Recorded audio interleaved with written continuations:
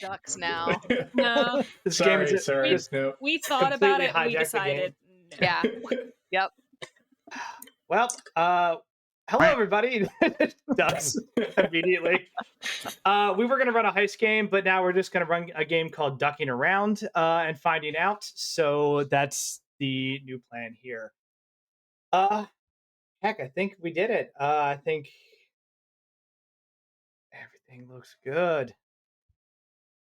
Oh, we're very present. Yes, I can see on the thing. Oh, good. Is the audio coming through?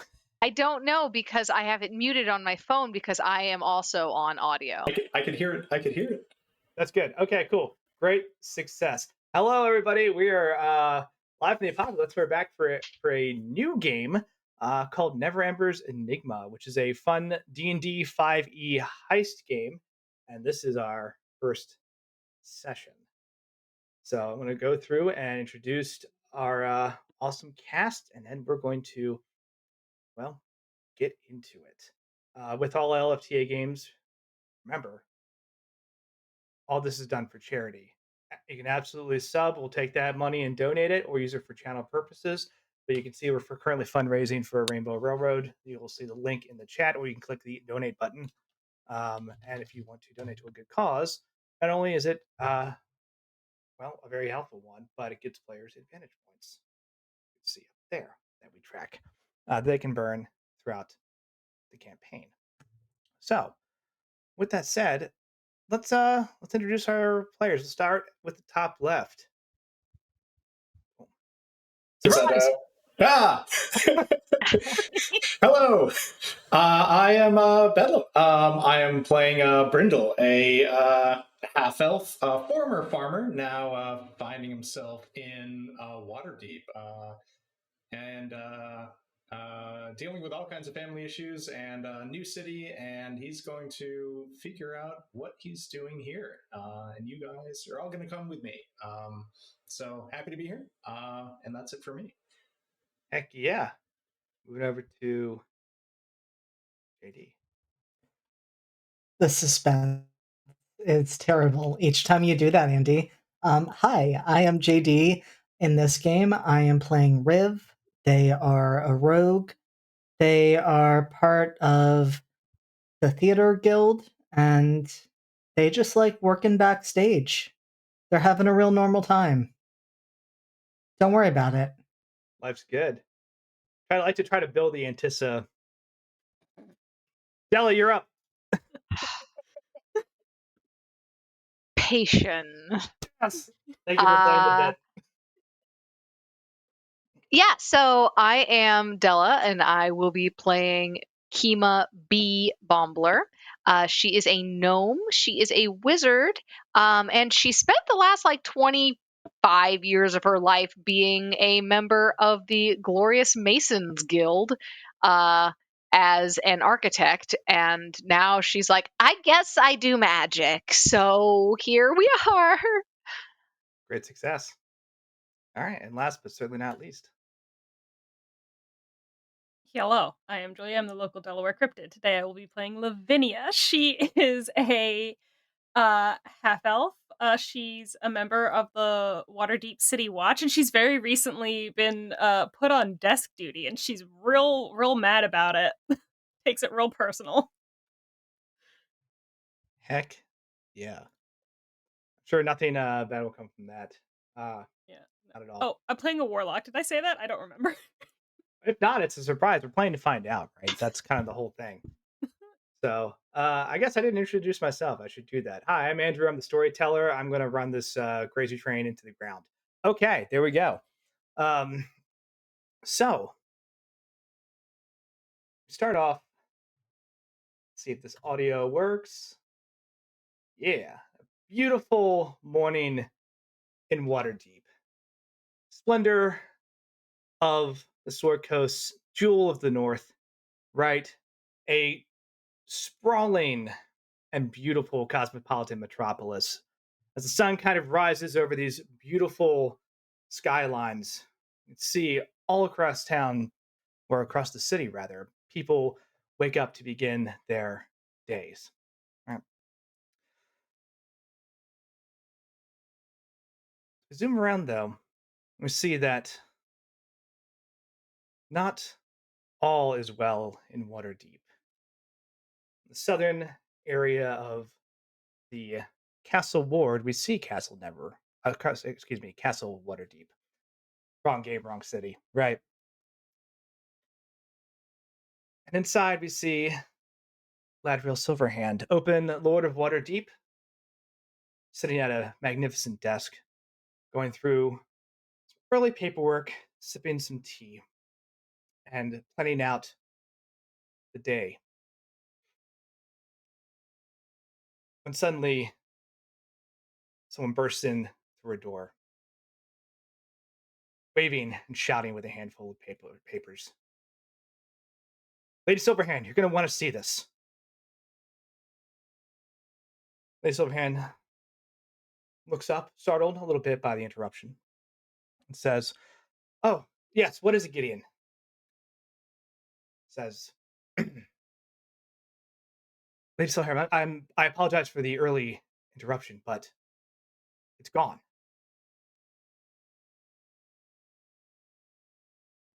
She pauses for a moment and says, "What's gone exactly?" Gideon, seeing color kind of drain from her face and his face almost matching, says, "All of it. It's all gone." Lady Silverhand leaps out from her desk and says, "Show me what you found." Storms out, following Gideon. While that's happening, some other people are probably having a more pleasant morning. And we zoom further down to the South Ward as we see a small boarding house, kind of crammed in amongst the other crammed buildings in this sector. Everything here is built very tall and very close together. Great for saving space. And as we see kind of the morning activities start, merchants setting up different market stands, people on horseback or on foot moving through the city to and from to jobs, meetings, or just simply to enjoy the morning. We'll go in reverse order from how we did introductions. So, Lavinia, the sun comes through the open window, starting your morning. So I think Lavinia is already awake. She's already kind of gotten up because she's had another night where she's had a little bit of trouble sleeping. She's still getting used to this whole only having one arm now thing. Uh and so she's already gotten up and made her way down to the kitchen by now Say, and please describe is your character.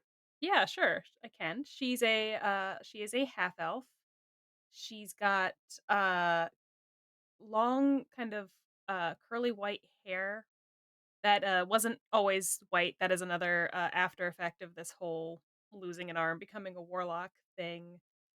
Uh she's lean and very kind of frowny and put upon is the best way to describe it. She's just generally resting bitch face all the time as the default. And she goes down into the kitchen and starts messing around in there while everyone else is still asleep. Head downstairs. Greeting you, of course, is Suta, the Tressum that lives in this little boarding house. Uh, Cute little orange cat with effectively slightly larger than chicken wings.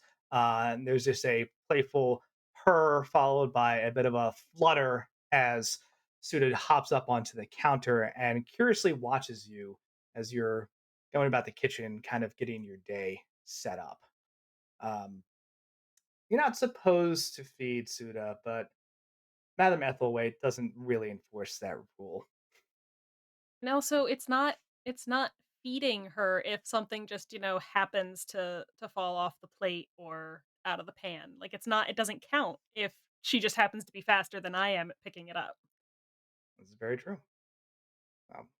Kind of moving around the kitchen, moving pots and pans, opening and closing cabinets, right?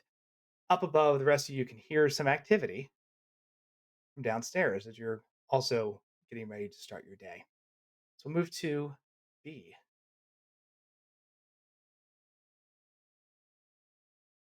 So when B wakes up, um, I think she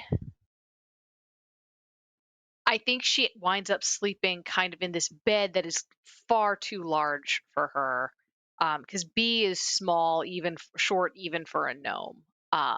So she's not even 3 feet tall.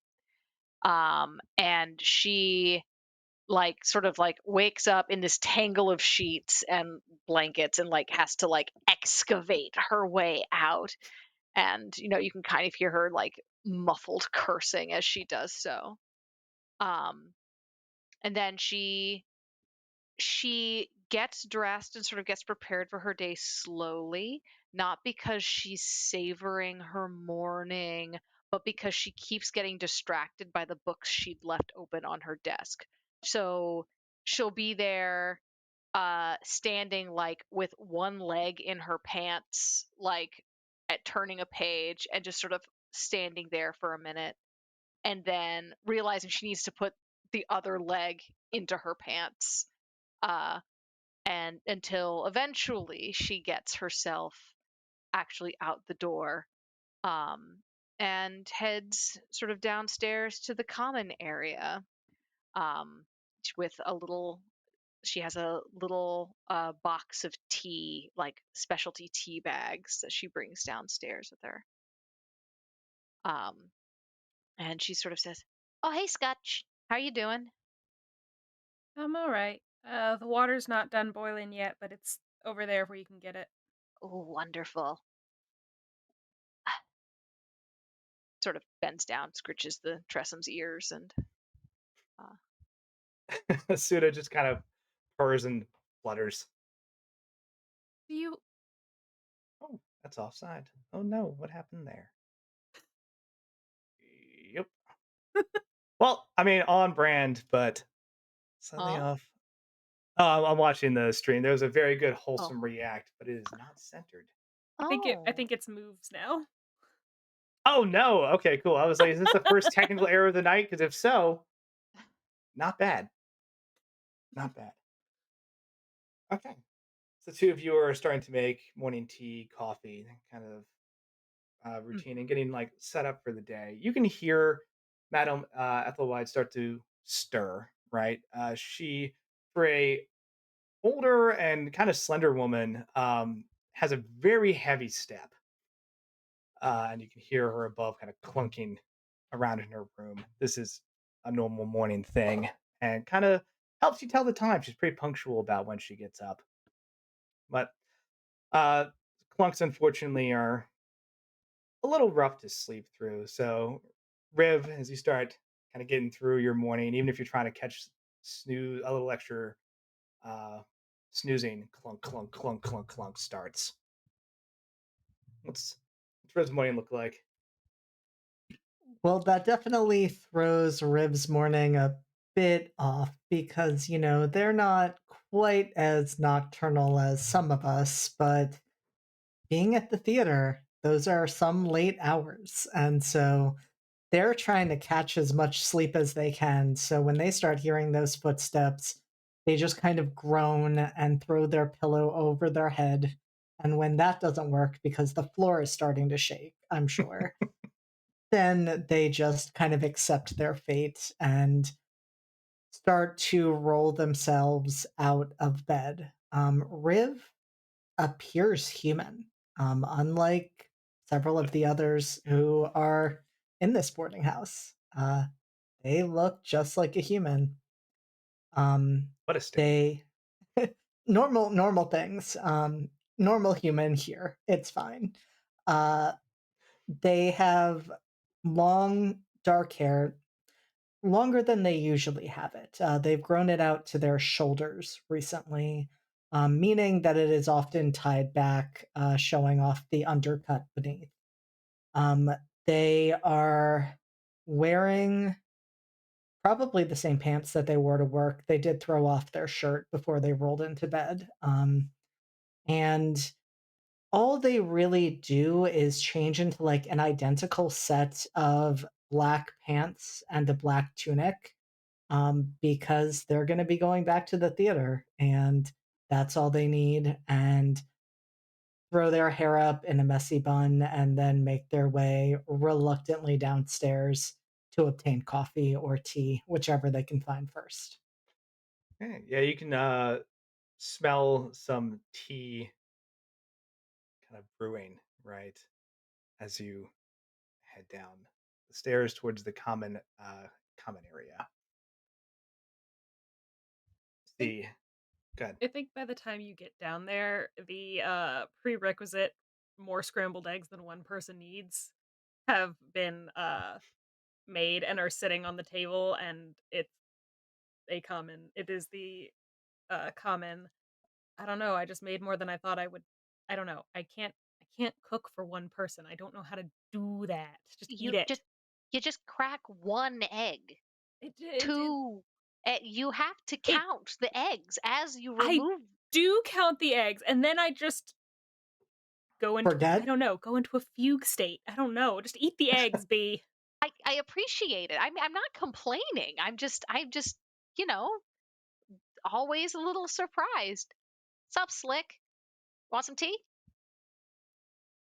Always thank you, B.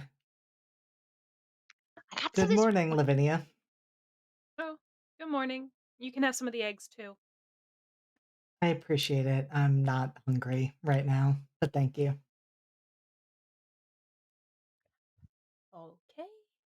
Another big day of keeping the city safe for honest, honest workers like Slick and myself. Well, I think somebody mentioned something about dropping off another crate of cold cases to my desk today, so we'll see how safe that makes things.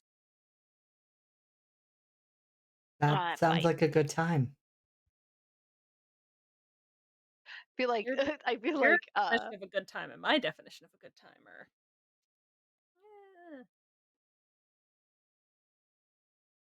Entering from the outside, not coming from a bedroom, I love is it. Brindle fallow. Ooh, eggs. Grabs himself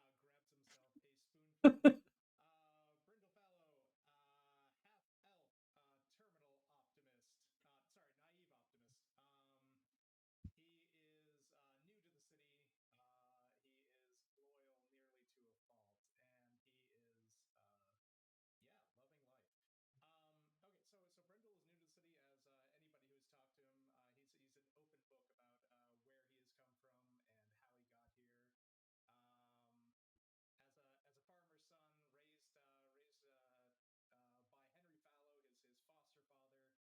Fallow, his foster father. Lots of background with some tragedies in his family, with his mother leaving and an unknown father. He came to search for sort of what else is in his life other than farming in the city, and found the rest of his family. It turns out his mother's from here. So he's been helping out with the family business primarily at night, and which is where he's coming in from now. And curly haired, he sports a beard. Sort of been his just brown hair, brown eyed, pretty farmer esque looking, very typical. But yeah, he tends to sport the beard because he finds it's a little easier. He's a little touchy about his half elven heritage. He doesn't know how the cities kind of like react to that sort of thing. He's only been here a couple months. He's picking up on things. Um, and yeah, very excited about these eggs at the end of his day. And hey, how's everybody going? You know, waking up to stompy boots and good eggs. How was your evening, Haymaker? It was good. It was good. Actually, really boring. As I'm getting used to the family business, they don't really like let me do important things so much yet. So not a whole lot of fun, I guess. But getting out there, seeing the city, and kind of getting used to things. So how's everybody else doing? What's everybody up to today? I heard something exciting about a creative paperwork. That's cool. Yeah. I've got more cold cases. Well, coming my way, I went through the last crate of cold cases that they gave me and found that they are indeed still cold. So maybe this next round of crates will be a little bit different. I mean, maybe that just means, I guess it's good. Your colleagues aren't fucking morons. And if the case is cold, it's probably is cold. And it's, maybe not indicative of rampant corruption in the police force. You know, Look, I'm trying to find a bright side here. I'm digging. I'm digging. You're excellent at that, B. You always can find the silver lining. It's a skill. It's a talent I have worked at honing my whole life. I'm gonna go get ready for work. Lavinia's So just gonna leave. does anybody happen to know where the guild hall is for the grocers union or what is it? Anyway, I gotta go. Apparently, I have like dues now that I'm here that I'm supposed to go pay for being part of the farmers and grocers guild. I don't know. Is that here in the south side? Like where? Does anybody know where that is? I gotta find a map or something. I don't know where anything is here. I feel like B absolutely knows where it is because it has really distinctive statues outside, but I don't want to call that Andy That's if fair. you know where it is. It's actually very far north in the field ward, like almost directly on the opposite end of town. Great place for agricultural merchandise coming in, but hell of a walk. You were probably Doable. closer there last night than you are now after going all the way home. Well, I was hoping to get some shut eye, but I've got these eggs. Thank you for the eggs. Like that'll be great. But yeah, I gotta go stop by there today. I think so. I'll sit down for a bit though. Have a cup of coffee. He Tea. looks around. I've got Oh, tea. Well, okay.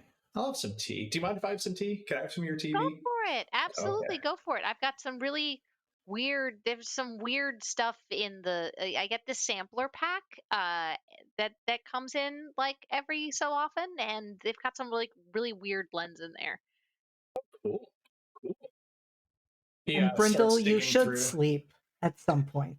Sleep, I hear, is very important. Hey, look, I want to do that. I do. But I got a letter saying that I need to stop by the guild, that I've got these dues, right? So like, I don't wanna rub. I just got here. I don't want to rub the wrong, rub people the wrong way or anything like that. So I'll get some sleep afterwards. It'll be fine. It'll be fine. Um. Do So you how's your play going, by the way, or the the performance at the theater? I've been excited to hear more about this.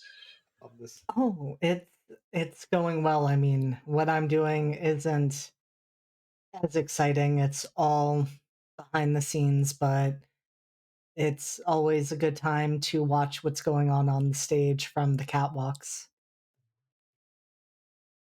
Cool. When's the opening night? Can you remind me? Because I want to make sure I've got off of work and Silas doesn't like snipe it for me. God, when is opening night? So, interesting question. Uh, I'm going to reverse that onto you and ask, how far along are you in this process? I think we're like 2 or 3 days from opening. I think Oh. we're in tech week, hence why, it was very clear that Riv had just fallen into bed when they got home. Hmm. Yep, late night rehearsals followed by like early morning changes into more rehearsals. It is that time, absolutely. So that would be the 20th of chess. You can Our calendar date is up here. For those of you who are not familiar with Sword Coast months, chess is March. It is springtime. We are 3 days out. I Oh am shit. so excited. It's coming together. We had some issues with the lighting. Something might have briefly caught on fire, but we fixed it and it should be good. But I mean, the cast is amazing. The cast is always amazing. I want to hear more about this fire. Was it a big one, or like just this little thing, or like what happened there? Like, Brindle, I love your excitement so much. Thankfully, it was not a big one. If it were, we would not be opening in 3 days. oh yeah, I'm glad to hear that. I'm glad to hear that it was just a small one, but that's it. That's exciting. What Literally things on fire, I guess. what kind of lights are you using? Are you using like the powdered magnesium lights, or are you using like like magic lights? Like, are you using like uh yeah, Regretfully, or all just of the candles? above. I don't know why that was the decision. It was, let's just combine a bunch of different things and see what happens, hence the fire. Yeah, that sounds like what would happen. Yeah. Hmm. Good times. But I think we have that figured out. So, fingers crossed, everything is starting to come together. That's really great. I am so excited. That's Uh, super exciting. Can I'm we gonna. can we see your show? Are we like on opening night? Is that I? That's like the best night to go, right? Is opening night?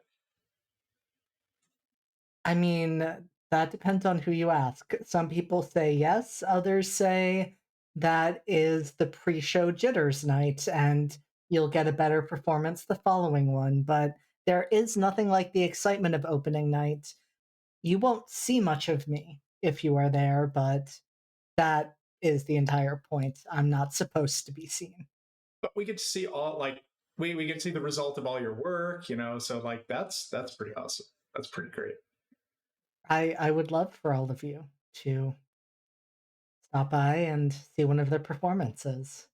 I mean, Astaire, she has been amazing. She was born to do this. I I'm think really excited.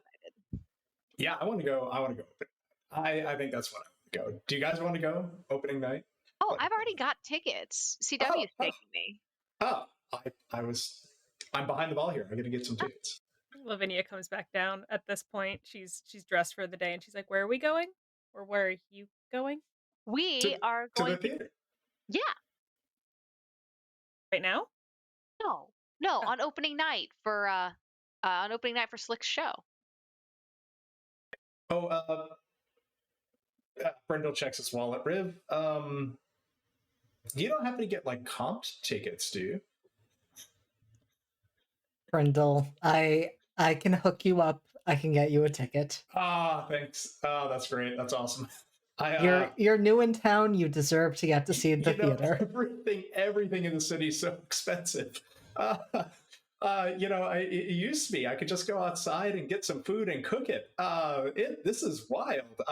Everything costs so much. Thank you. I appreciate it. I'm really excited to see your show.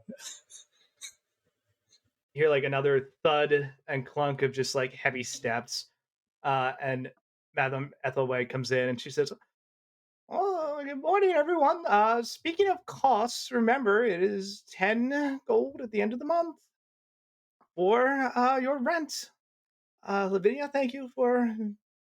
Oh, you made breakfast. Lovely. Since you keep doing that, 9 gold for you because you're. Susan, get out of there. she's And you see the Tressum just slowly nibbling on like what's remaining in the pan of with the eggs, and she kind of like hisses and flutters away. Yes. Well, But thank you. That's very kind of you. That's not really necessary. It just keeps happening. it saves me the effort of having to cook, and I appreciate that. Um, so I think that's a fair deal. Oh, oh. She goes over and like makes herself a cup of tea. She's wearing like he's used to seeing her around the house, just kind of wearing like very comfy, like almost robe and plush material. This morning it's like just like a very nice deep emerald green robe. That kind of like complements her like longer white hair.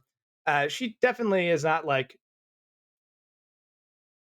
dolled up in any way, but Is it good the for her age. husband? Is it the husband murderer robe with the fur long fur trimmed sleeves? Big sleeves. No, it's not quite that elegant. Okay. It's a little more like it could be right Yeah. under the right circumstances with a little bit of tailoring. That's definitely within the realm of possibility here. This is Uh, more daytime. this is daytime attire. The husband murder robes are nighttime. You know. So, but she kind of clunks her way into the kitchen and makes herself a cup of tea, and just clumps her way back out to the common area and sits and picks up the paper and starts reading through it.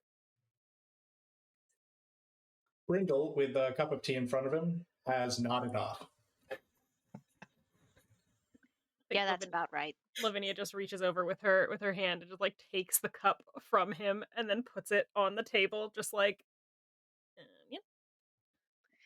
You hear Madame Ethelway from the other room just like, "Oh, Lavinia, I meant to ask you. I'm seeing in the paper this morning this a big report about some Xantarum like fighting happening just in the streets. Like, is that something that is that going to be a problem here?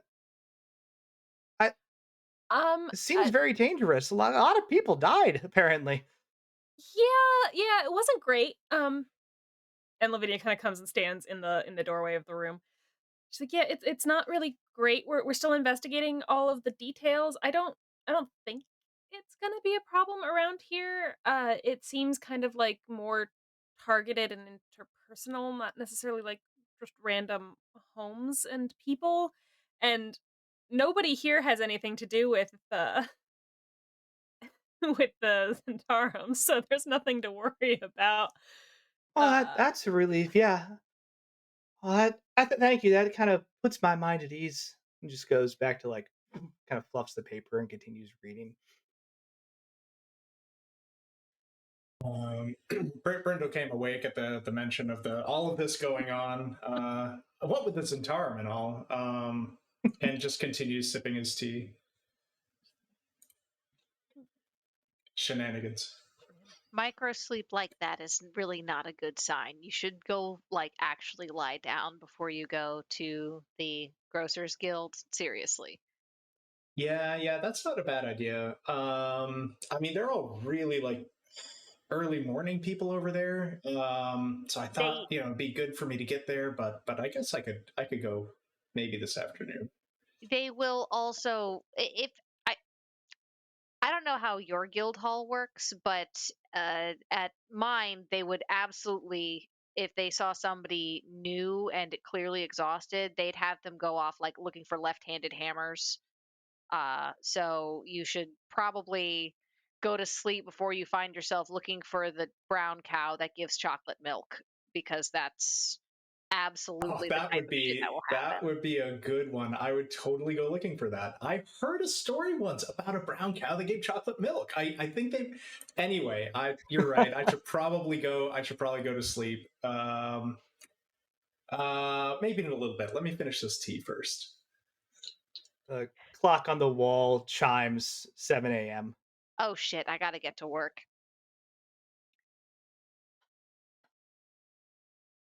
Well, it's been a lovely morning. I'll see you all later. But I've got to get to The academy.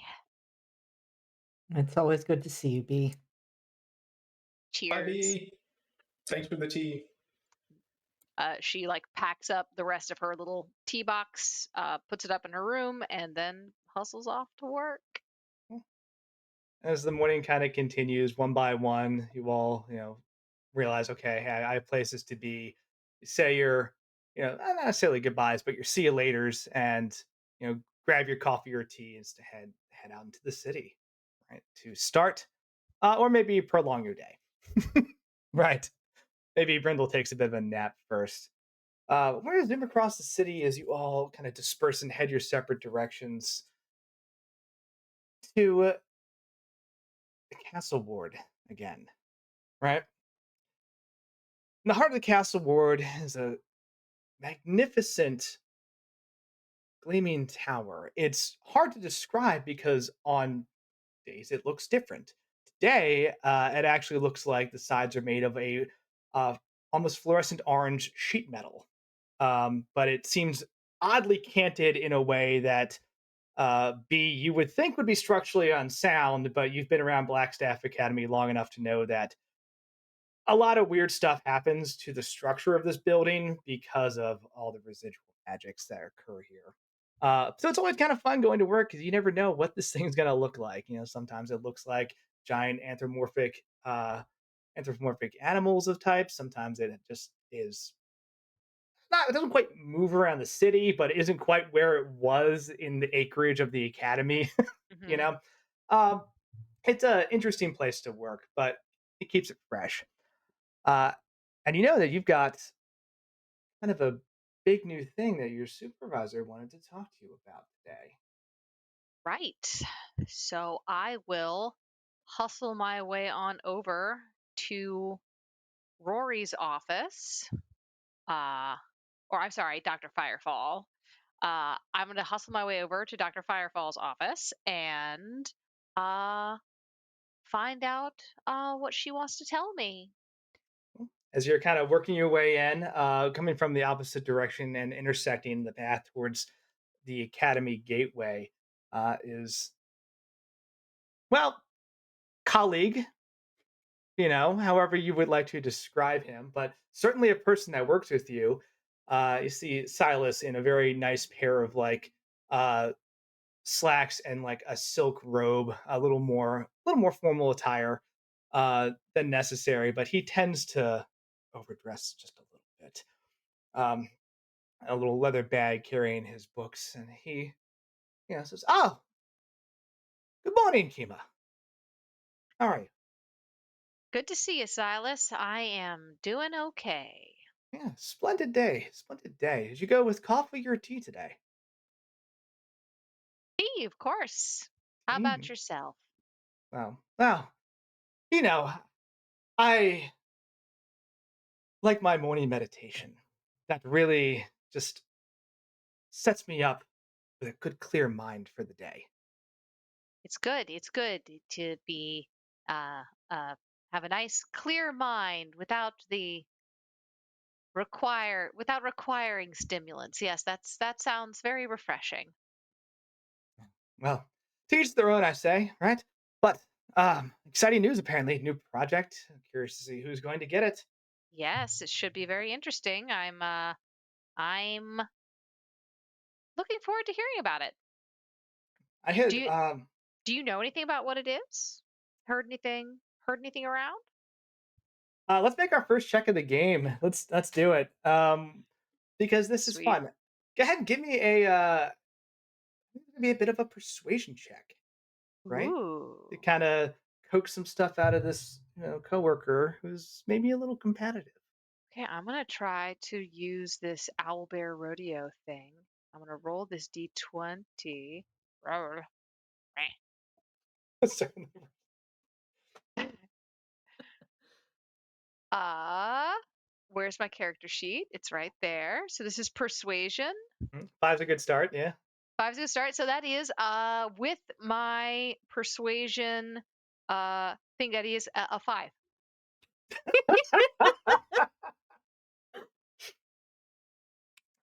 He kind of ponders for a second, just goes, Well, part of the fun about research is finding out new things, right? So let's find out some new things together.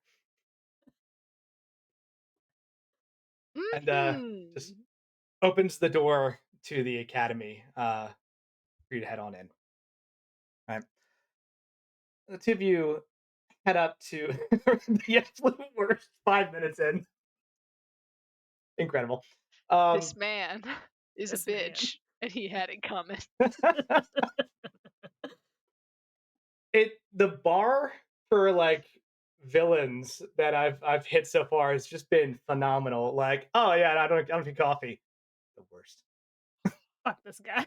Fuck Fuck him. this guy. You're just naturally chipper. Oh, go. You should go straight to hell. Oh. Um, Morning meditation. What the fuck? I mean, he's an elf, so you kind of expect it from them, but like, We got a lot of problems with elves in this game. I like it. So yeah, the two of you go inside, you get settled, and you head to Doctor Firefall's office. Right, our office is very very packed, but organized. Right, Kima, you've worked with her for a little bit, and you know that she is constantly on the move, and there's just a probably method to the madness that you could detect if you spent some time in here really really looking at the system. But this bookshelf is just packed with like layers and layers of extra books. There's like notebooks layered inside of them. They're all just very pristinely with nice even corners laid out, but it's just overstuffed. Same with her desk. It's just like piles of different like journals and paperwork, and multiple different like small baubles and just interesting, fun, magical things to have around. Mostly good for the employment of like passing the time or doing small cantrips to kind of ease the work day.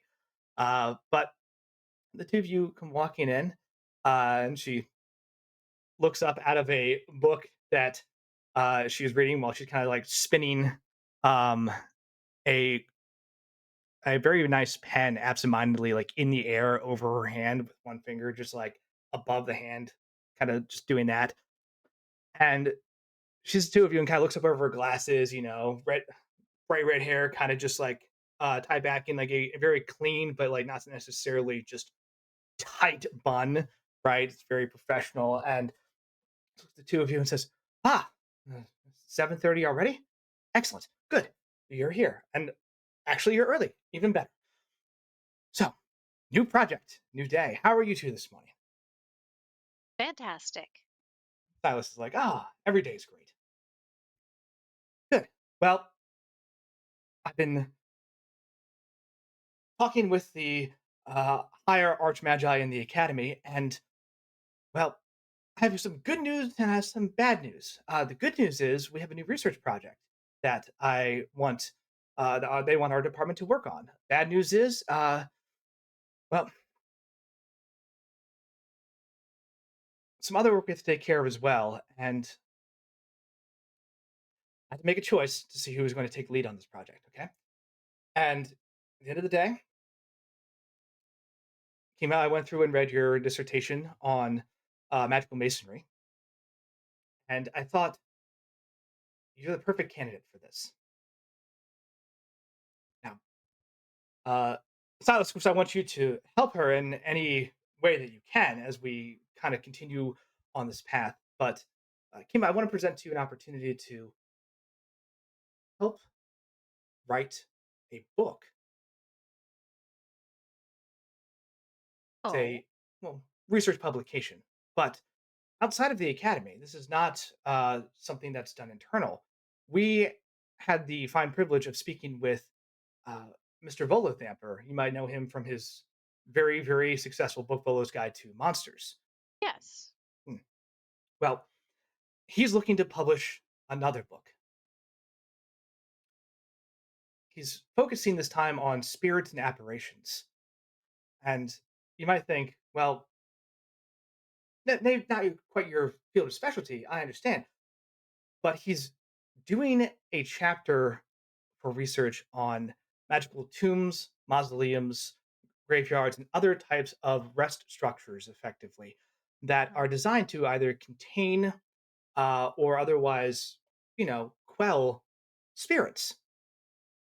And well, based on your research, you'd be perfect for this. Yeah, I can think of quite a couple really excellent examples of architecture that's specifically designed for summoning and or abjuration of various spirits. Yeah, that I would be happy to work. I'd be happy to work with him on this. What a fantastic opportunity. Thank you so much. Of course, you've definitely earned it. Now, Silas, I want you to help Kima as much as possible. I understand that you took lead on the last project, so I'd like you to kind of reverse that and get her anything she needs to make sure that gets done. Silas says, with a bit of a dejected but very quickly put back together smile. Oh, of course, anything that Kima needs. We're partners in this.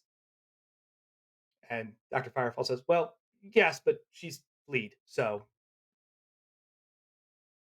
just make that work. Of course. Of course. I don't think there is going to be any problems at all. We Excellent. will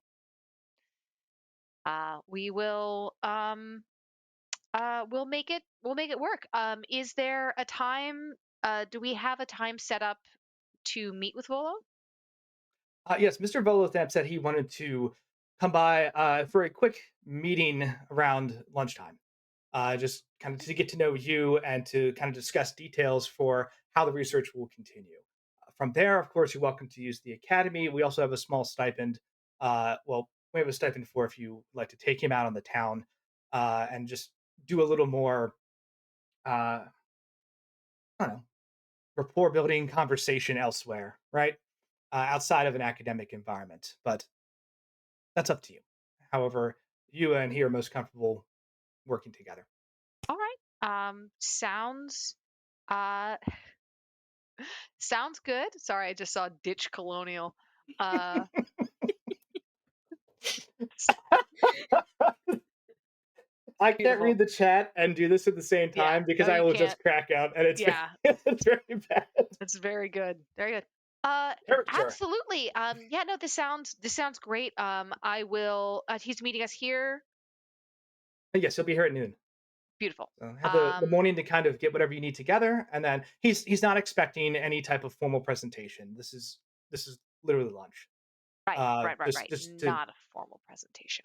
Not. yes, if you feel more comfortable doing that, by all means. But I don't want you to stress more than you'd have to about this initial meeting, right? Right. Of course.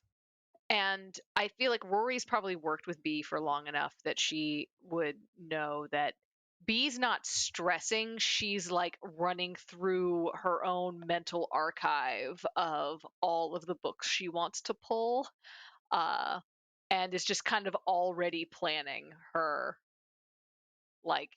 research. I assume that in all of this, the other obligations are of course maintained. Like we're still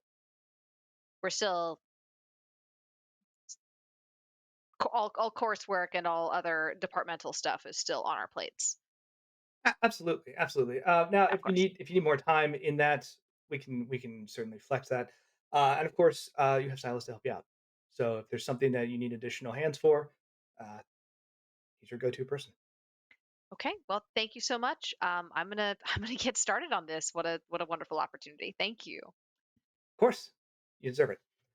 And then as soon as you leave, you can see that she uh, goes back to the book. There's an orb on her desk that like lights up a strange orange color that she like puts a hand on and starts talking to. Um, you've seen this before, right? Mm. And just goes back to the whirlwind of organization that is her work in her office. Kind of head outside. Silas puts on a big old beaming smile and says, "All right, well, what do you need me to do?" Um, Hmm. What I would love you to do is if you can, if you could pull me copies of uh Robert's Guide to Graveyards. If you could pull Mhm. me a copy of the Register of Mausoleums in the city, within Waterdeep. And I think we have, if you could pull me anything that you can find on catacombs, and on the various like burial practices of different cultures sort of throughout the area. Because I think there's going to be some interesting like cultural stuff involved in this as well, because like cultural, there's all kinds of cultural stuff with monuments and up to the dead and so on and so forth that I think would be useful. And just she kind of goes off on Okay. this tangent to. He's like taking some notes, and he says, very quickly as you're heading down the hall, like, I think you and I are going to be great when it comes to the synergy and the work that we're going to. She's gone. Okay. Um, you head down the hall, and you're kind of working through your day, getting prepped, right? Kind of doing a little bit of initial research, uh, making sure your other obligations are taken care of. And as you're heading down towards lunch, you see something that doesn't happen very often. Um, you see a tall gentleman, right? Kind of darker tan skin, long black hair, almost Jason Momoa vibes, right? Momoa vibes, Momoa, Aquaman vibes, um, right?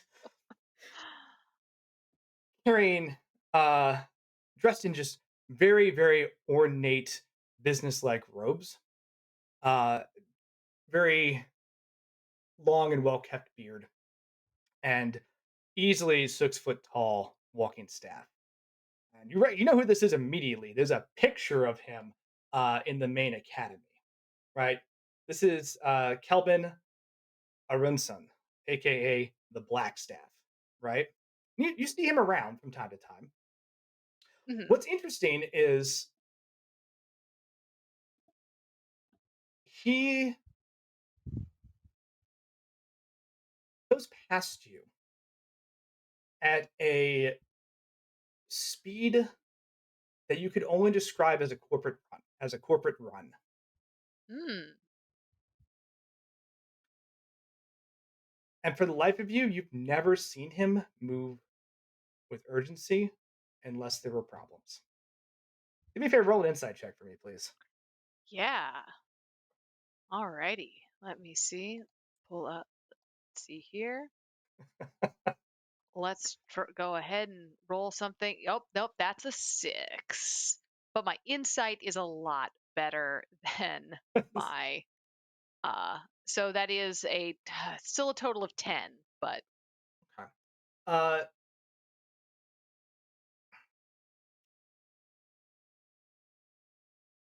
there in an instant, goes past you, does not say good morning, does not say anything, eyes locked on the front door, goes outside, and immediately his staff lights up and he disappears.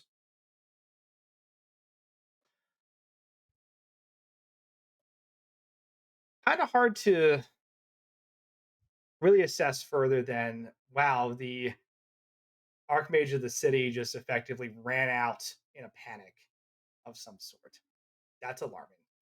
yeah, I'm getting a little panicked. Is anybody else did anybody else see um Kind of look around and everything, is you just hear, you know, the equivalent of office noises. You hear papers shuffling, you hear some small talk, the kind of background buzz of just corporate work. But well, if he's running away, I think I should make sure that my meeting happens off campus. fair enough. But with that 10, you did see that he had a note kind of clenched in his fist. I'm going to use that as your perception as well, right? Okay. Uh, what the note said, you don't know, but he had something, some type of like scribe note was handed to him, and he'd effectively crumpled it in such a way that you could just see like a couple corners of paper as he very quickly strode out. Okay. Oh. Okay. As you're kind of thinking about where to have your off-campus meeting, I'm gonna move the camera around the city a bit as we fly up towards the North Ward in the theater district.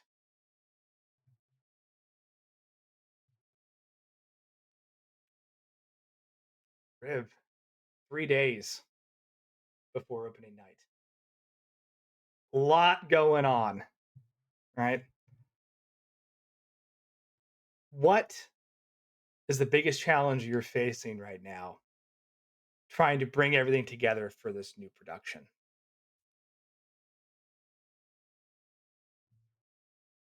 Honestly, I think it has been the pyrotechnics, but Mm. I think Riv's Yeah, that's bigger great. problem in this moment is that they're running late.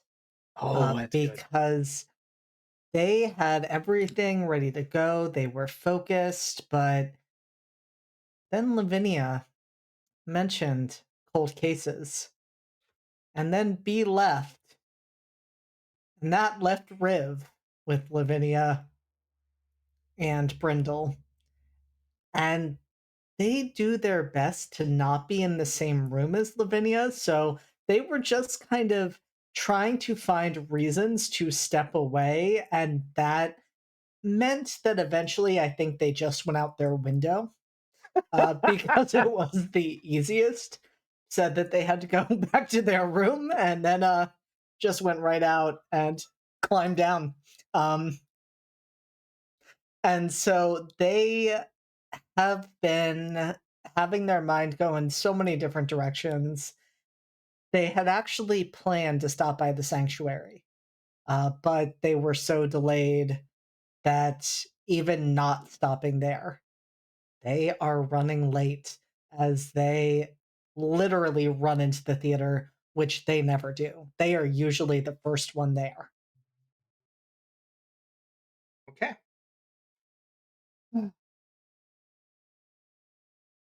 You come running into the theater, and you see that the early morning technical rehearsal is being called to start. I don't believe I have your director's name. So, good old Roberto is calling the shots at this point, right? Just hands going in every single direction, clipboard out, talking to the tech directors, talking to everyone else, saying like, "Look, this is it, people. 3 days. I want no mistakes. I want everything to run like clockwork. Right? Fires, if they're on stage and in the script, they're allowed. If they're on stage and not in the script, we do not improvise. You're We bring the script to life. We represent the words of the authors on the stage. We do not make changes."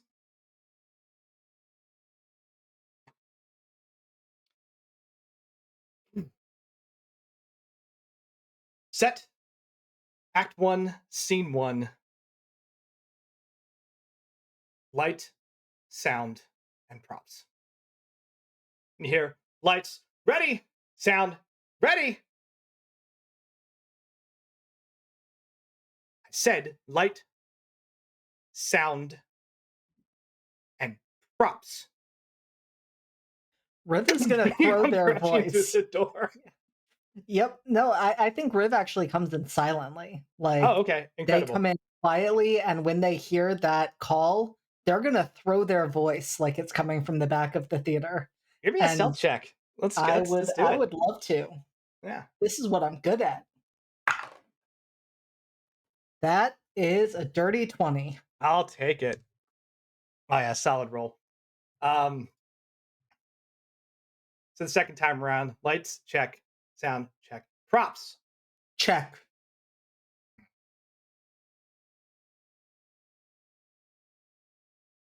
Listen for your cues. Begin. And as your kind of heart is racing a million beats per minute, trying to like catch Yeah, up, just and have fun. everything. Rip Oh, it, there's a rip it, donation baby.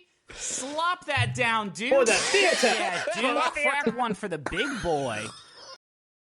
Oh no, I knew I forgot something. I didn't turn my counter on. Womp womp. Alrighty, I can just manually change this though. But thank you for the donation for the theater. So I will make sure to. I will set that back up on break. Don't let me forget. I owe you all one advantage point. Curse the technical gods, and really me for not opening the file. So you begin the rehearsal, right? It is smooth. For as let's face it, some would call him brilliant, some would call him insane. Roberto is a phenomenal director. He's just not easy to work with because he's very meticulous. But reviews, outstanding. You go through a series of early rehearsals, getting everything ready, and then once Roberto is actually, you know what? Let's do this too. I will call this just for kicks, perform check, right? Unless you want to substitute something else for like the skill of running this tech rehearsal and show and back stage show. I'll take performance. All right, let's see just how the rehearsal is going. That is only a 12. All right. On any other day, this would probably be fine. In the 72 hours prior to opening night, Roberto is just up in your face, like not yelling, just like no, this prop goes here and like moves it like 2 inches to the side. It's precision. It's about precision and detail. Actors, the props are their weapons. Would you send a soldier to fight without the weapons? No, and you don't send an artist to make beauty without arming them with the proper equipment. Do not want to have this conversation again. Now, to be fair, you don't. After that, like you kill it the rest of the day. And at the end of the tech rehearsal, we're just like,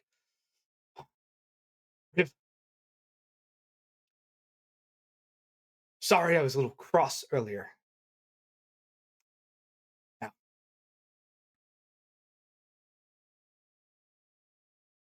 we're in the second piece of that rehearsal. Phenomenal. I expect that same level of energy and precision for the next 70 hours till we open. Understood, Roberto. Then for another 72 hours after that, because the first 3 days after opening night are the most important. So really all week, what you've done, that energy, keep that up. You're doing fantastic. Clap on the shoulder and walks off to go yell about the lighting somewhere. Around this time, some of the actors start arriving, right? The tech rehearsal is good. And now I'm going to do a quick sound check and blocking rehearsal before a full-scale run of this thing. Roberto's a little nuts. He's been doing 2 runs a day, right? But hey, showbiz. He gets results. That's all that matters. I'll just read the comments again. Baller. 8 shows a day, not per week. Wow. Stare. She comes walking in backstage, makeup done, all dressed in costume. And it's just waiting for Roberto to make the final call to start some of the blocking and the sound rehearsals. She just kind of staying out of the way of everyone scurrying around, and sees Rib, smiles. Hey, how's uh how's the rehearsal treating you?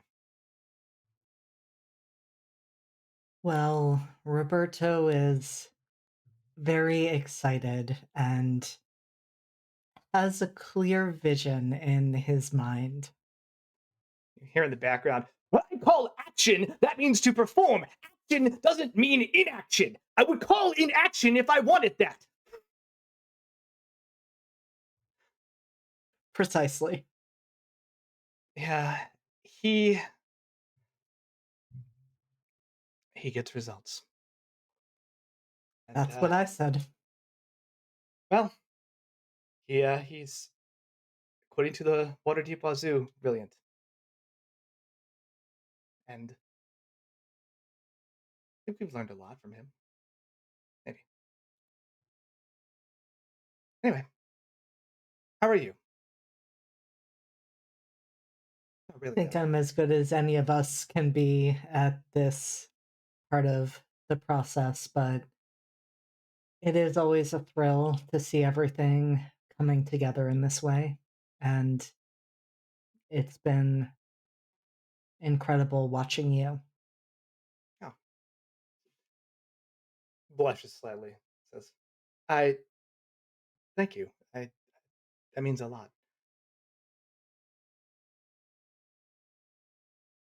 Opening night. 3 days, right? That's a big deal. Are you bringing anybody? I'm not on the stage. There's not really anyone for me to bring, but my housemates seemed pretty excited to get to see the show. So I believe the three of them will be stopping by. But what about you? Will you be bringing anyone? Oh, my parents will be here, but no one else. They're excited to see uh, the live theater, and so it'll be their first time. It's going to be quite a joy for them. I'd love to meet your housemates. I think, well, if they're friends of yours, I'm sure they'll be fantastic people. I would be more than happy to introduce you to all of them. They are delightful. And I'm sure Brindle and your parents can talk about the experience of seeing live theater for the first time. I think he will be delighted to do that. Oh, it's always a wonder to introduce somebody to live theater. That first moment is so hard to recapture. It's just beautiful. And you hear it in the background, Roberto just like, okay, places, places. Just to go. And just so you know, Roberto had me move your props about 1 inch to the left. So if you just keep that in mind, adjust accordingly, and I'll do what I can to be backstage to make sure you find them. Oh, no, thank you. The He gets results. That's what Scurries we off. keep saying. Um, very cool. So the full dress rehearsal begins. Right? It's well, it is beautiful. Right? Here's a question. Um, because I like kind of throwing some curveballs. What is this play about? Right? So then the beautiful Eclipse Theater, in the Castle Ward in the North Ward of Waterdeep. But what is the theme of this play? I think it's effectively an adaptation of Hamlet. Okay, I love it. So it is a similar but legally distinct version of Hamlet. Exactly. We'll call it now. But now you gotta gotta say finish it. that Now you thought. gotta say it. You So- legally have to. I was It's gonna all say- in public domain. You can say it. I was gonna say ham and egglet, but like that's You can do that. You can do that. You're No, allowed. We could. it's more fun to try to make up shenanigans. Like you could be like, oh, it's fantasy Hamlet, or we could call it like Weekend at Hamlet's, and it's just like a very different Also, vibe. Nothing makes this director's unhinged behavior any funnier than the fact that this is a comedy he's putting on and not some like what is that one? I can't remember what it is. The Angels one that's like 4 hours long. Angels in America? That one. Yeah. What's it, Angels in the Outfield? That's not No. not a Mm, stage play. No, but it's like So- he's up here like this Angels in America, and it's effectively spam a lot. Yes. I love it. So the play rehearsal goes smooth. Here's the thing, right? You have some time in between scenes, right? Where you are attentive, but you are actively not moving props or doing anything that you need to really set up. It's just waiting. Let's go through Rib's mind, kind of thinking about earlier some of his conversations with Lavinia or what's going on with this stare and like what are you contemplating, pondering? And like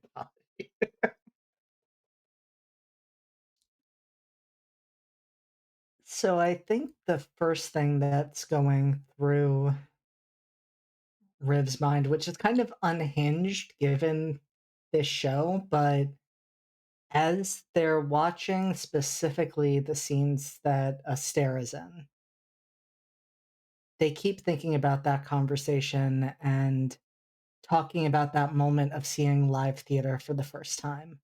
And they keep thinking, every time I watch her, it is like seeing live theater for the first time again. oh, that is, I'm gonna just hit the wholesome button there. That's phenomenal. So they are thinking about that, but when Astaire is not on the stage, their thoughts are going back to Lavinia and those cold cases. And they keep wondering if Lavinia has maybe already seen that case. Maybe that was one of the ones that she said was a cold case.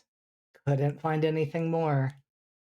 Or if this is going to be the box that crosses Lavinia's desk that raises questions Riv would prefer were not raised. Yeah, that's a troubling thought. Well, the rehearsal comes to an end. Roberto calls a break. 15 minutes and we do it all again. Thank you, 15. So, and as everyone kind of scrambles to, grab food and kind of get reset and refreshed, right? You have a moment where you're kind of behind the curtains, resetting some of the props, and you can see through one of the little slits in the curtain. Roberto is kind of out in the stage area, kind of a house right, if you will, right? And he's talking to somebody who he didn't see him come in while you're backstage, but like they look important, right? Person comes in wearing a very nice but still practical uh, kind of suit dress combination of like a very nice sapphire blue with some blonde hair, very nice glasses, a clipboard with just a stack of paperwork. And go ahead and make a perception check for me.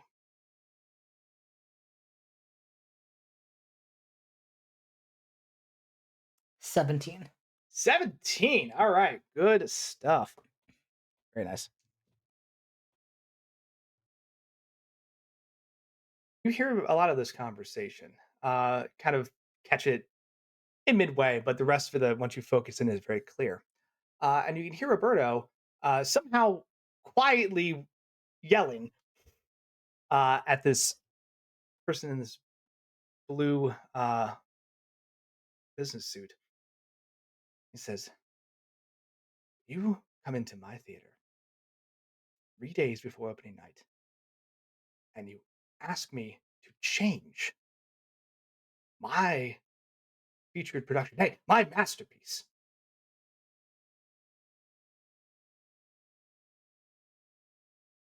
It's not about how much money can be offered. It's about creating art, being true to that vision." You see, the woman starts to speak up. She says, "Well, I understand that, sir, but this is an offer that is, I think, very generous from the Castellanter family, and they would love to see a, you know, production, well, as quickly as possible of the Devilish Deceit. They're great patrons of the art, and with their new merger, they simply want to give back to the community. This isn't just um, money to get you to change your mind and reverse what you've been working on. It's money for your theater, for your employees, for a variety of different uses. Because the Castellanters want to support the humanities in the theater. Please, sir, reconsider." It says,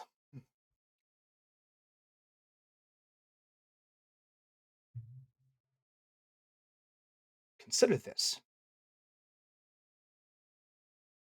You're telling me to tell my actors, stagehands, everyone involved in this project. You're telling me you want me to go and crush their dreams, simply throw away hours of work they've invested in this, because change on a whim I would be perfectly happy to put on your play after we've had our run. I will not let this dream die."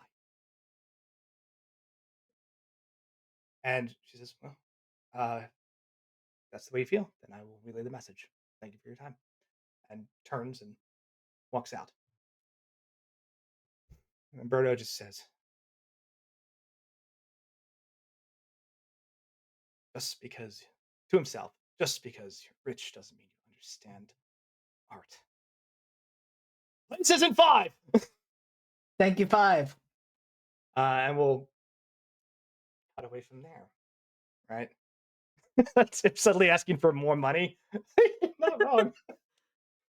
So, look, sometimes the first offer you don't jump on. Sometimes you wait until they add Yeah, a zero. just and fucking ooh, grip it and rip it, baby. Slop that down, dude. Shit, yeah, dude. Crack one for the big boy.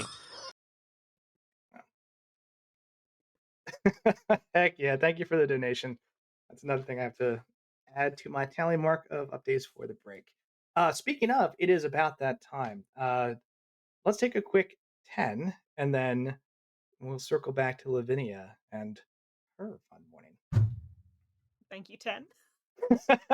I'm All right, glad somebody else did it. I was about to do it. Thank you, Tim. Yeah. Thank you, Jen. I appreciate all of you, and we'll be right back in 10 minutes. Don't go anywhere. All right, we're back. So far, stream's cooperating. I like that. That's cool. So let's zoom out again into Waterdeep and back down to the South Ward. All right. Lovely place where we have our good times boarding house, right? South Ward, like I said, built with buildings just pressed close together, really hurting for real estate. People build more up than out here. It is just a place of very, very sharp corners and surprise alleys and weird dead ends and strange city planning, if you could call it that, as people just kind of seized the opportunity to build where they could, uh, and formalized uh, governance was not able to control that fast enough, so people just built. Uh, if there was an HOA here, they'd probably lose their minds. But hey, such is life. People got to live, right? And then we zoom out to the Canal Street precinct where Lavinia. I looked at the comments. That's always fun. You're on your way to work. What's part of your routine when you kind of roll up to work? So I think it's kind of a bit of a newer routine because in the past she would go straight to the back. She would probably like put down some things in like the back locker room area and then she'd go more into like the communal area with the guards and get kind of her assignments for the day, who she would be patrolling with, where she would be patrolling, that kind of thing. But these days, with her being on desk duty, the desk in particular that they have felt the need to place her at is uh, the front desk, which just adds insult to injury. To basically be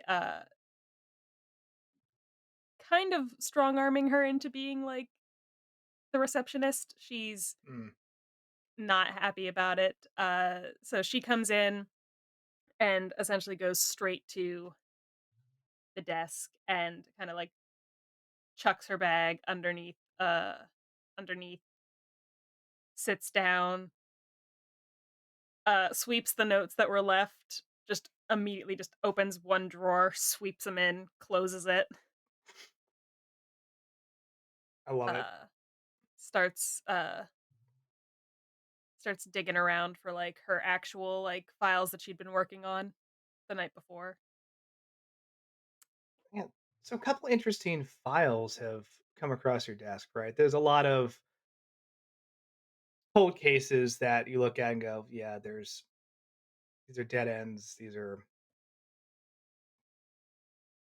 maybe if something new came up, you could open this with a fresh lead. But outside of that, there's a lot of yeah, this was closed for a reason, and there's no real follow up. But a lot of them are just like there's a lot of theft, a lot of just public vandalism. There's the occasional like assault or murder that occurs, right? Most of those are dealt with pretty quickly in Waterdeep. There's enough city watch personnel that those are uh, pretty well guarded against, except for this recent rash of crime with the Zentarum. But it's the property stuff and like other kind of pettier crimes that really just don't. They're like, I don't know, someone stole a wagon. No witnesses. No, we didn't find it. All leads expired. That's like cool. Next thing, right? As you're going through and kind of logging these. But there's one case that like one has a cool name. Because some of these are kind of boring. But another one that beyond that just is different. And this is a case where go ahead and roll an investigation check Investigation. as you're just in this high octane moment of like going through the files in a month. Fucking bullshit. Fucking files. Taking the yarn and put it together on the corkboard. 15 investigation. Okay. So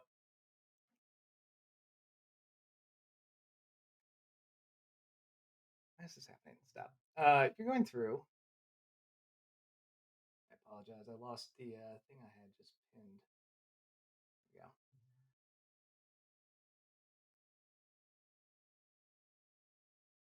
You find a case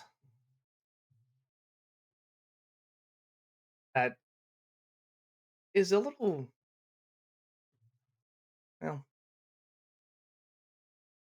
different. Right.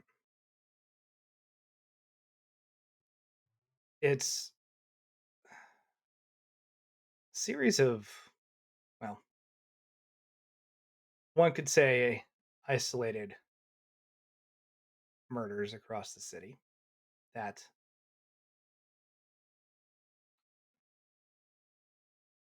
at first glance don't have much of a connection.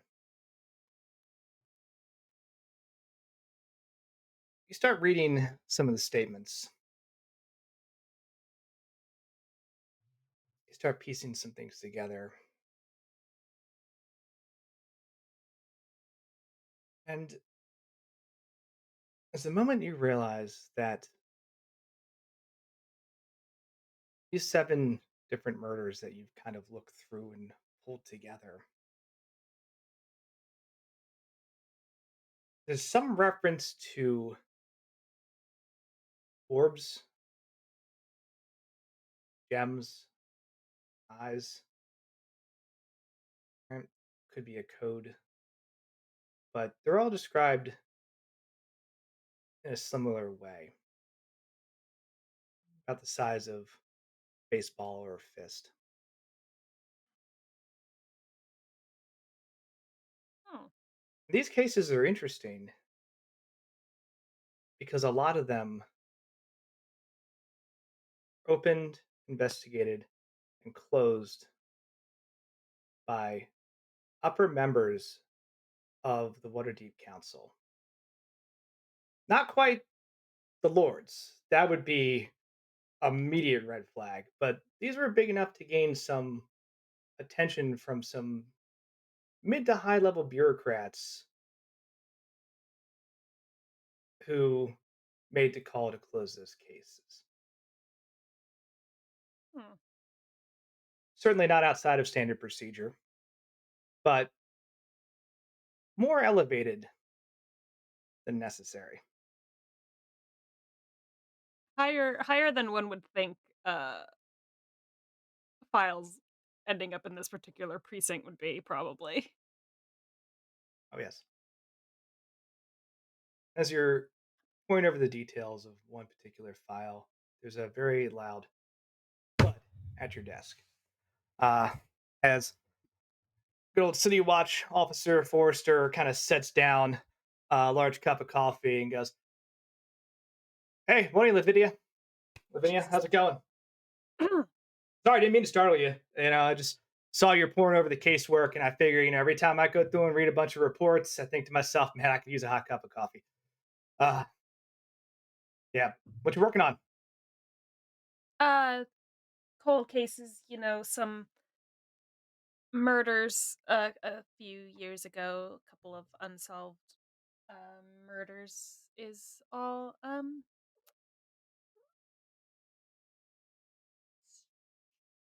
It's not bring your pet to work day, but I'm not gonna tell anybody. I'm not a narc. I I didn't bring. Sometimes she just follows me out of the boarding house. Oh, okay. That trust. Oh, hey. Scratch, scratch, scratch. Well, yeah, that's some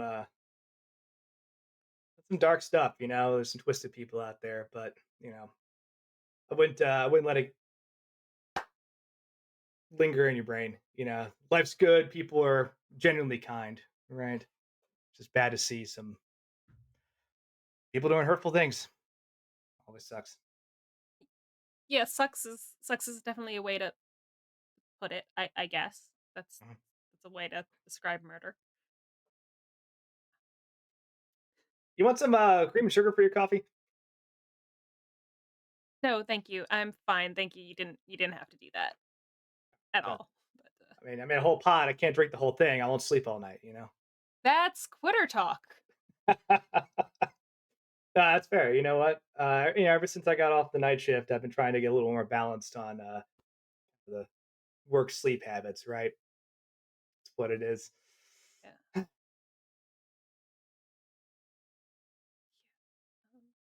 Any word about if they're gonna let you back out on patrol?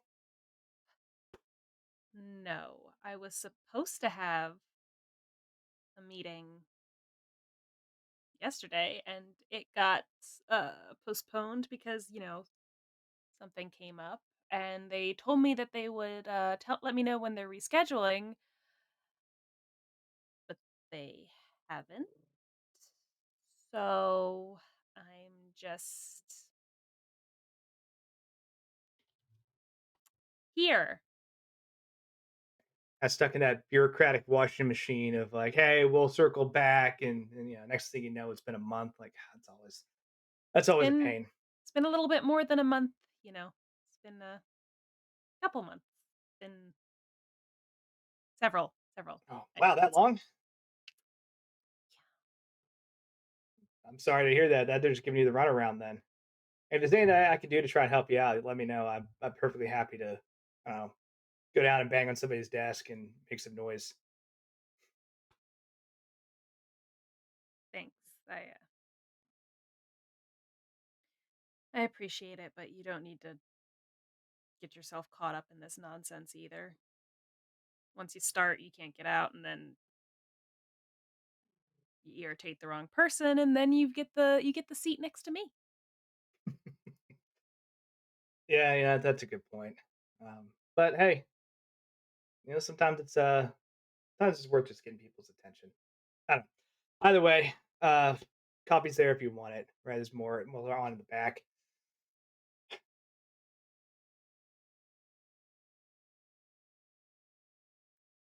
Hey, you getting assigned to that Zentarum killing spree?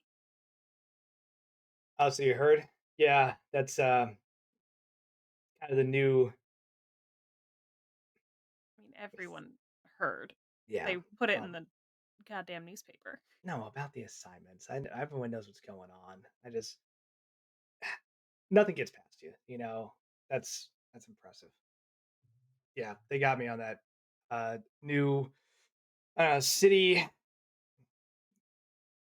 protective detail is what they're calling it. They're worried that what's going to happen with everything with Fleet's Wake is going to kind of bleed into that and be a mess. People aren't going to, you know, feel safe being out there trying to celebrate while there's a bunch of kind of gang fighting happen on the streets. And I get it. That makes sense.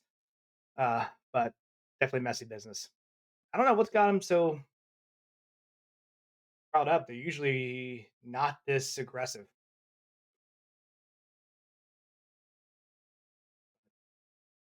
Yeah, until further notice, people are. I might have to start pulling double shifts. Well, if they start suggesting that, you can always, that would probably be a great time to remind them that I still work here.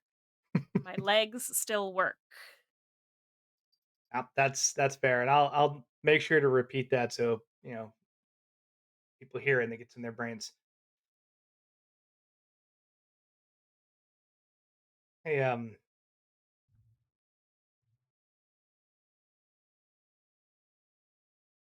serious question. Mhm. What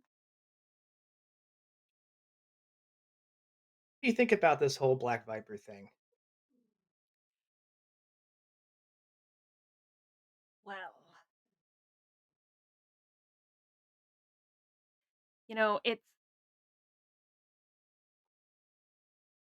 it's been kind of interesting because like people are so some people are saying that it's like the same person like come out of retirement and all that other stuff, right? I, you know, that is a possibility. Some like definitely with especially some people's lifespans be you're gonna choke me, stop it.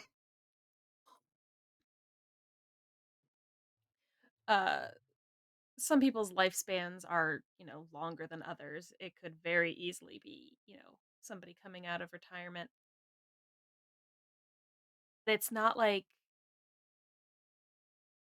if it was someone coming out of retirement, you would think it would have something to do more with like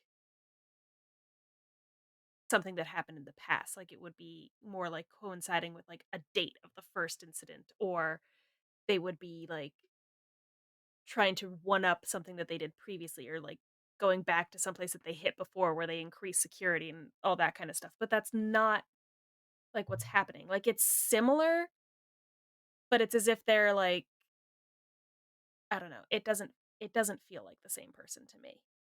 I don't think it is. Yeah, if I remember that case correctly, first time around, there's a bunch of killings that kind of went with that whole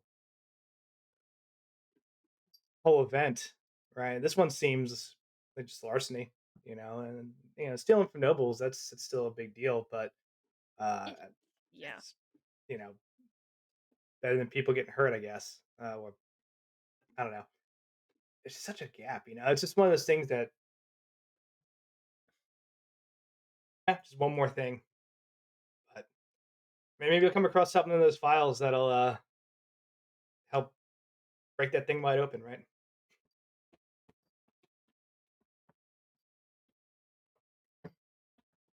I mean, that would be lucky. Might do with getting my case moved up, looked at a little bit faster, but I don't know. To get a break in a case like that, you kind of have to be allowed to go investigate it. Oh, It's this big circular problem. It's just it like a snake eating its own tail, like it mhm. constantly. Like everything I could do, it's out there. It's all out there. I don't know if this is I don't know if this is too personal, but is your dad able to help you out at all? Yes, because that's a good look. Look, I know people talk, but like at the end of the day, I don't know. I mean,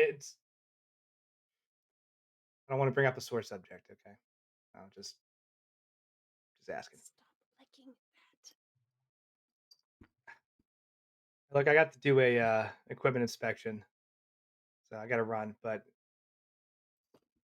yeah, there's still some coffee out there if you want it. It's good to see you. Yeah, you too. Have a good rest of your day. Yeah, and he kind of heads off into the back area to go, do inventory.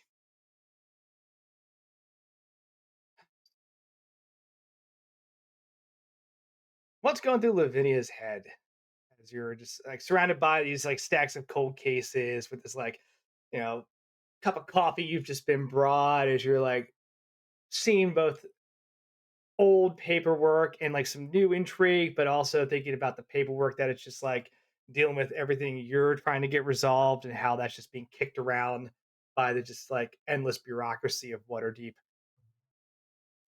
I What's think going I think she is trying to focus like more on the task at hand. She tries to be more like present when she can, but like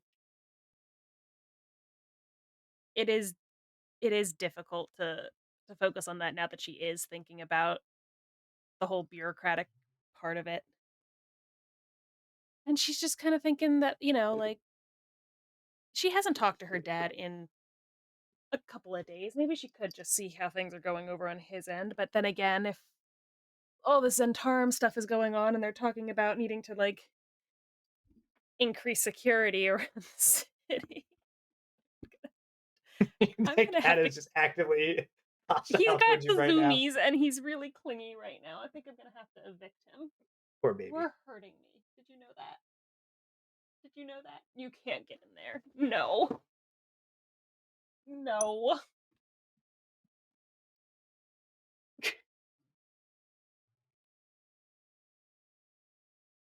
Just gone. I just love you I look will. away for half a second, Andy, and Yeah, I was just Julia's like, I'll just check my notes. disappeared. Yep. Julia's gone. Okay, cool. Like, He's just so he gets so violent. poor baby. No. No, I think there's a lot kind of weighing on Lavinia right now, right? Yeah. But hey, if they're increasing patrols and shifts, like there's a possibility that you could get back out of the field, right? Like it's it's definitely a bit of a conundrum because on the one hand, if things get bad enough, they need to bring all hands on deck. Things are very bad, but so if that's what it takes, that's what it takes. She just needs to prove it to them that she can still do her job regardless of the fact that she's missing an arm. Like it's ridiculous that this is what they're using to keep her desk bound, especially with all the rest of the things that came with her surviving losing her arm. Do you want to talk about those things, or is that a little too early? I don't know. Is how long has it been since I've seen Advar? How many days has it been since he's been around? About 3. 3 days. Yeah, certainly not the longest, but to the point where you've noticed his absence.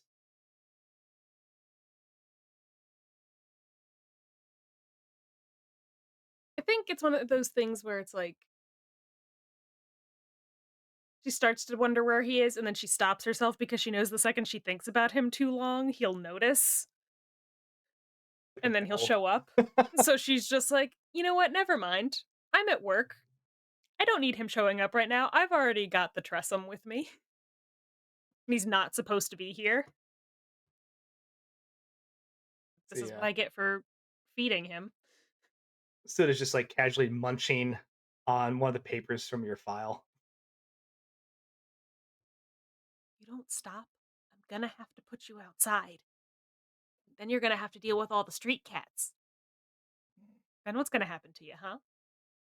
You think you can out street cat and alley cat that's lived out there for 15 years? You can't." Purrs kind of indignantly, and then like curls up into one of the watch caps and like takes a nap.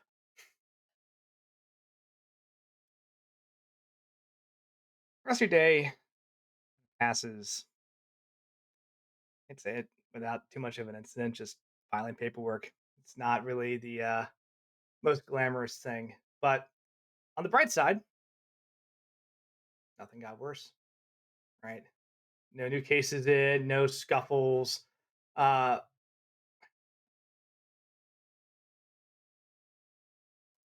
Nothing to really break up the monotony. Right? But hey, end of the day, you'll probably have a chance to do some more fun stuff in your off time. Right? That's always a nice thought as you're kind of putting those papers together and like kind of filing everything back in the boxes and We we get to one nothing got worse. It's absolutely a win. I love it. just like it gets towards one point where she starts thinking about what she's gonna do for dinner because she's like at this point she's like, what is even left in the house? Am I gonna have to stop at the market on the way home? She probably should. Make a casserole. Those are easy. Those keep. Speaking of the market, we'll kind of zoom out from Candle Street and head up towards the Field Ward. Right. Uh, well, we'll zoom out from Candle Street and head back to the Good Times boarding house where Brindle, did you take a nap? Are you up and at 'em? Like, what's the status there? To add complications for Rib this morning, Bryn also tends to avoid Lavinia, directly as far as so definitely was trying to put more of the conversation on Riv between Riv and Lavinia as he could. While Riv was also trying to escape the situation, making it awkward for everyone. Eventually, Bryn just pretended to fall asleep in his chair again in order to avoid talking with Lavinia. However, yeah, I'm gonna say he after Lavinia went to work, went upstairs and took a quick little power nap, just try and get his wits about him again. And maybe probably offered to grab while he's up towards the farmer was it farmer grocer council of the farmer grocers would grab probably some groceries to bring back for the evening because why not? Okay. Maybe there's some sort of benefit there. Maybe I can just grab food. Who knows? We'll see.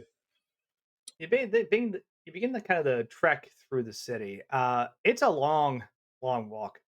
Oh yeah, and Up to, and what I did that probably possibly the night before. I'm not sure exactly where I was coming from, but it's definitely a lot of some retracing of steps on foot because I can't afford anything else heading back. Yeah. I mean, you get there without incident, but a little bit of sweat. Like it's definitely something you felt as you've like finally completed the walk and be like, oh, I finally made it. Uh, Up here in the field ward, right? There's a lot of agriculture, a lot of farmers markets, a lot of grocers, a lot of butchers. It's just like a whole smorgasbord of our of well produce and market, right? And head up to the guild building. The building that it's a simple building, right? It's kind of a you would almost call it like a rustic style shack house, right? It's not dilapidated, but it's not deep, rich, and fancy. It's just sturdy and well built, right? Yeah. Okay. As Bryn's going through those market areas, I'm going to say he's a little tired now, but normally he would have talked to all of the vendors, asked them about like where they got their produce, like might have known some of the people that sold it to them back home, things like that. Definitely very chatty normally, but he's pretty tired. He's trying to get his day done now, so he goes by, plenty of waving. Not sure if anybody waves back, but Oh yeah, a bunch yeah, of people, very friendly yeah. up here. Happy to talk to Brindle. But they see, you're kind of focused, and they just say, "Hey, good morning," and then you just have go by, you give them a wave, and they just let you go about your day. Very polite. As, you head into the guild building. Um, a There's a strange like buzz or vibration in your pocket.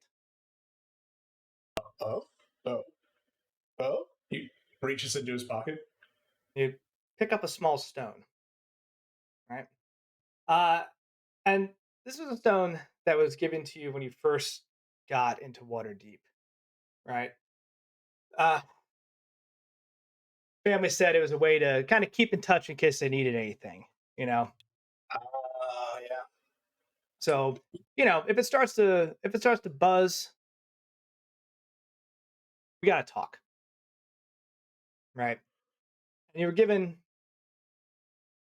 a couple places where that could be. Conveniently for you, it's actually pretty far north.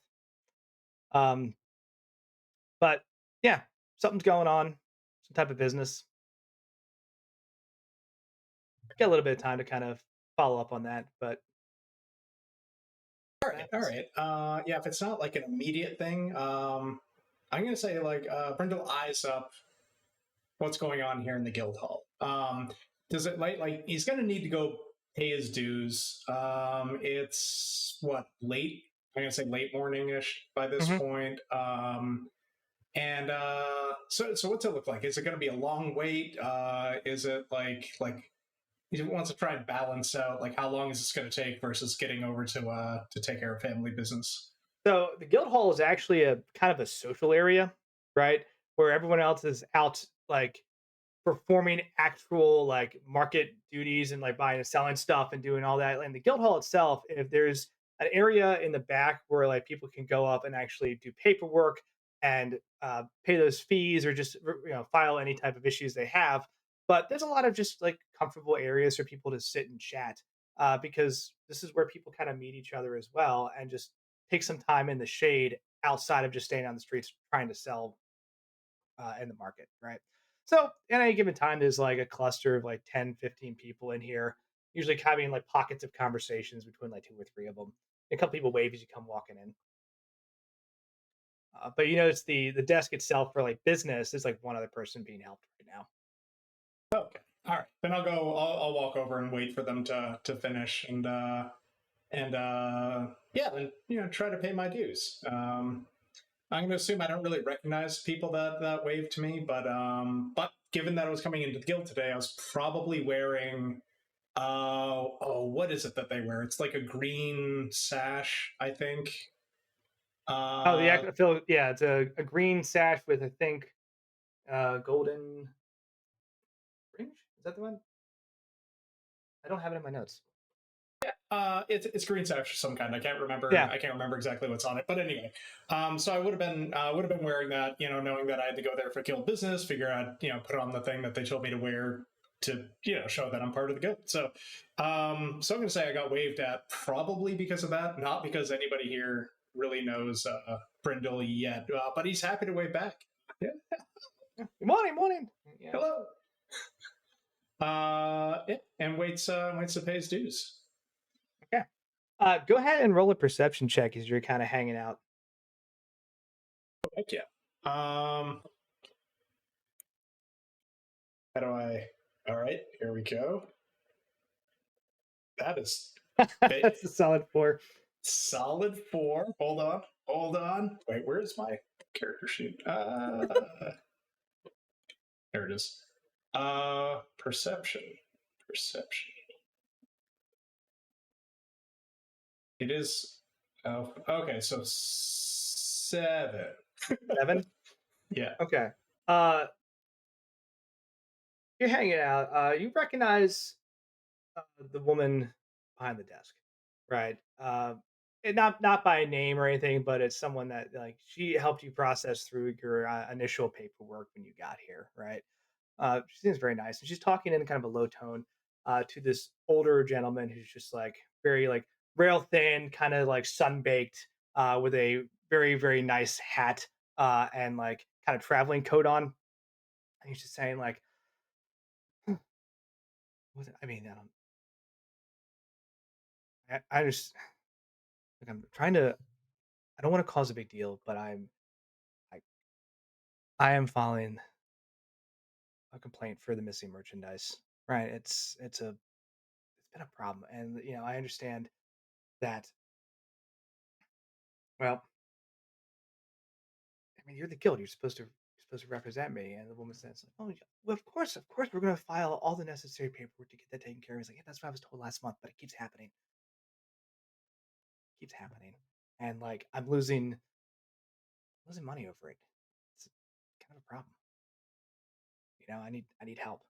She's like, "No, I hear you, and I understand this is serious. Like we are absolutely going to make sure this gets taken care of and brought to the attention of the right people. And I'm sorry it's gone on this long. You know, like we take care of people here at the guild. We do. But please give us time to work. We'll make sure this is taken care of for you." And he says, "All right, thank you." And kind of wrap up their conversation, and he starts heading out the door.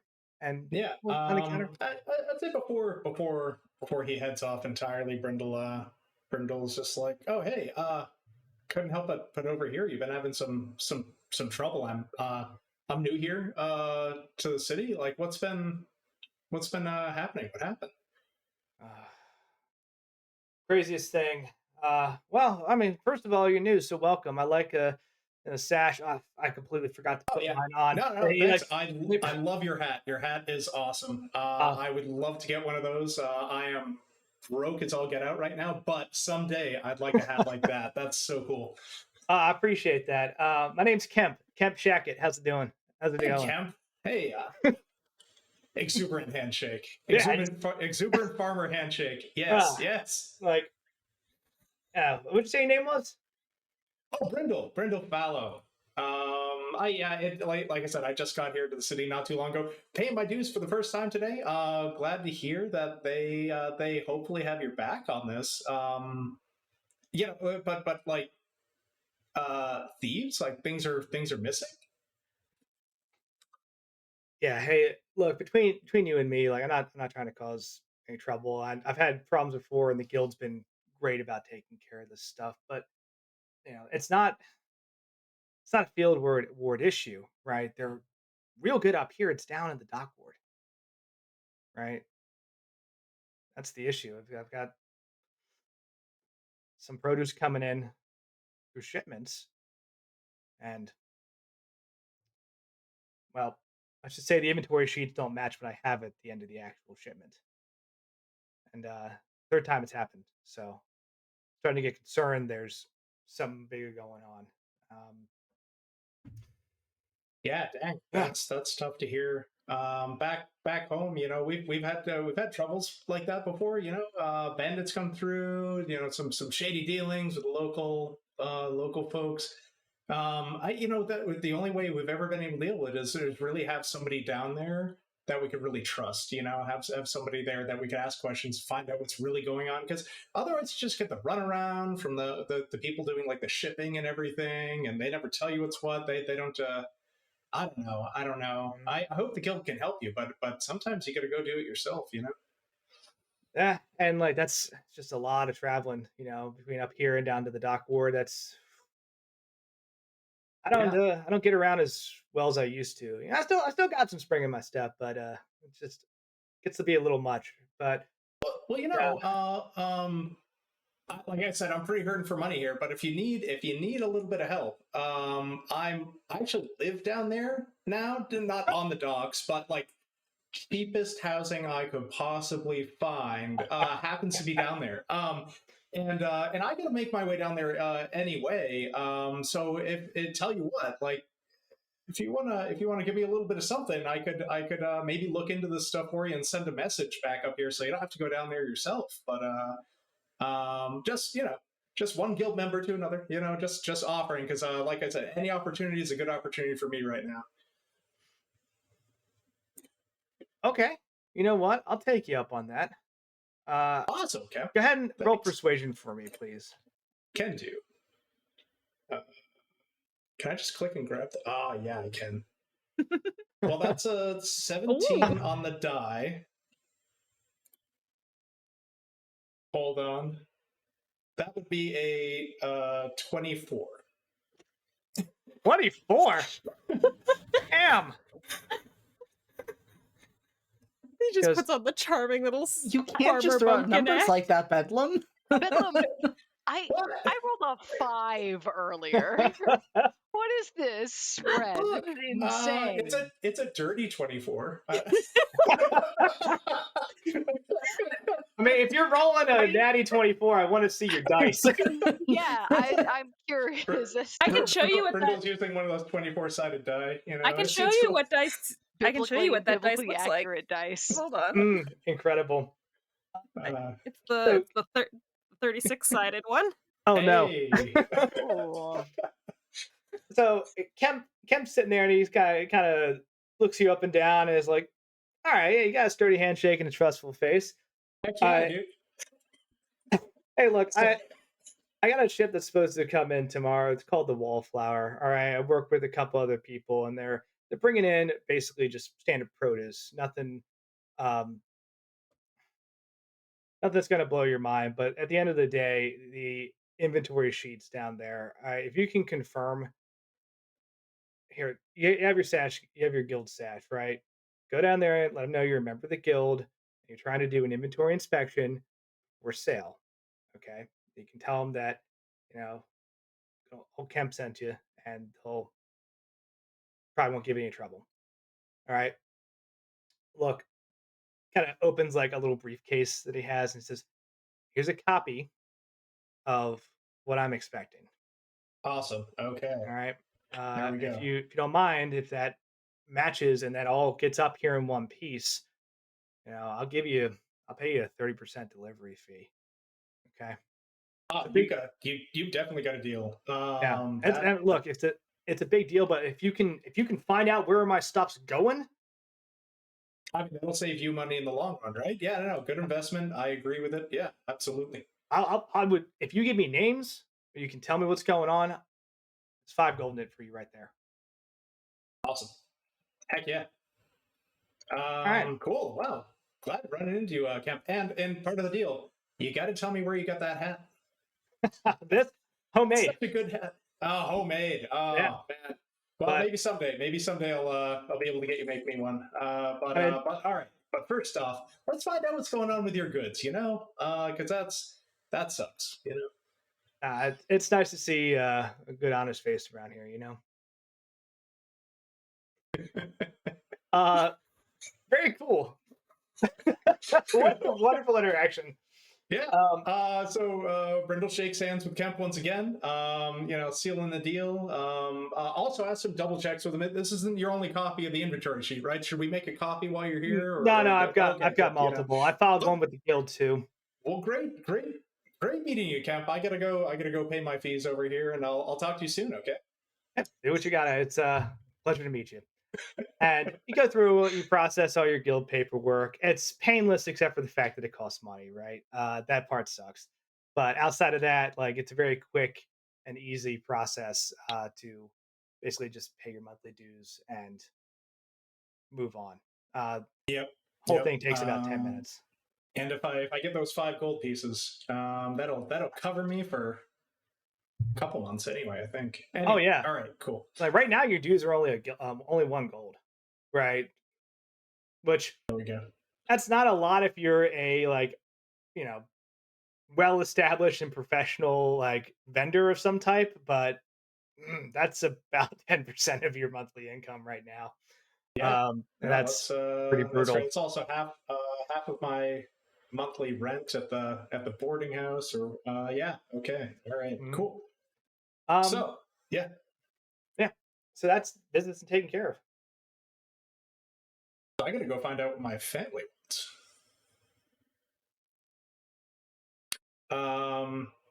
I go to, I assume, the closest location, wherever it is, up here in the north side, on foot, as usual, and make my way over there to wherever that is.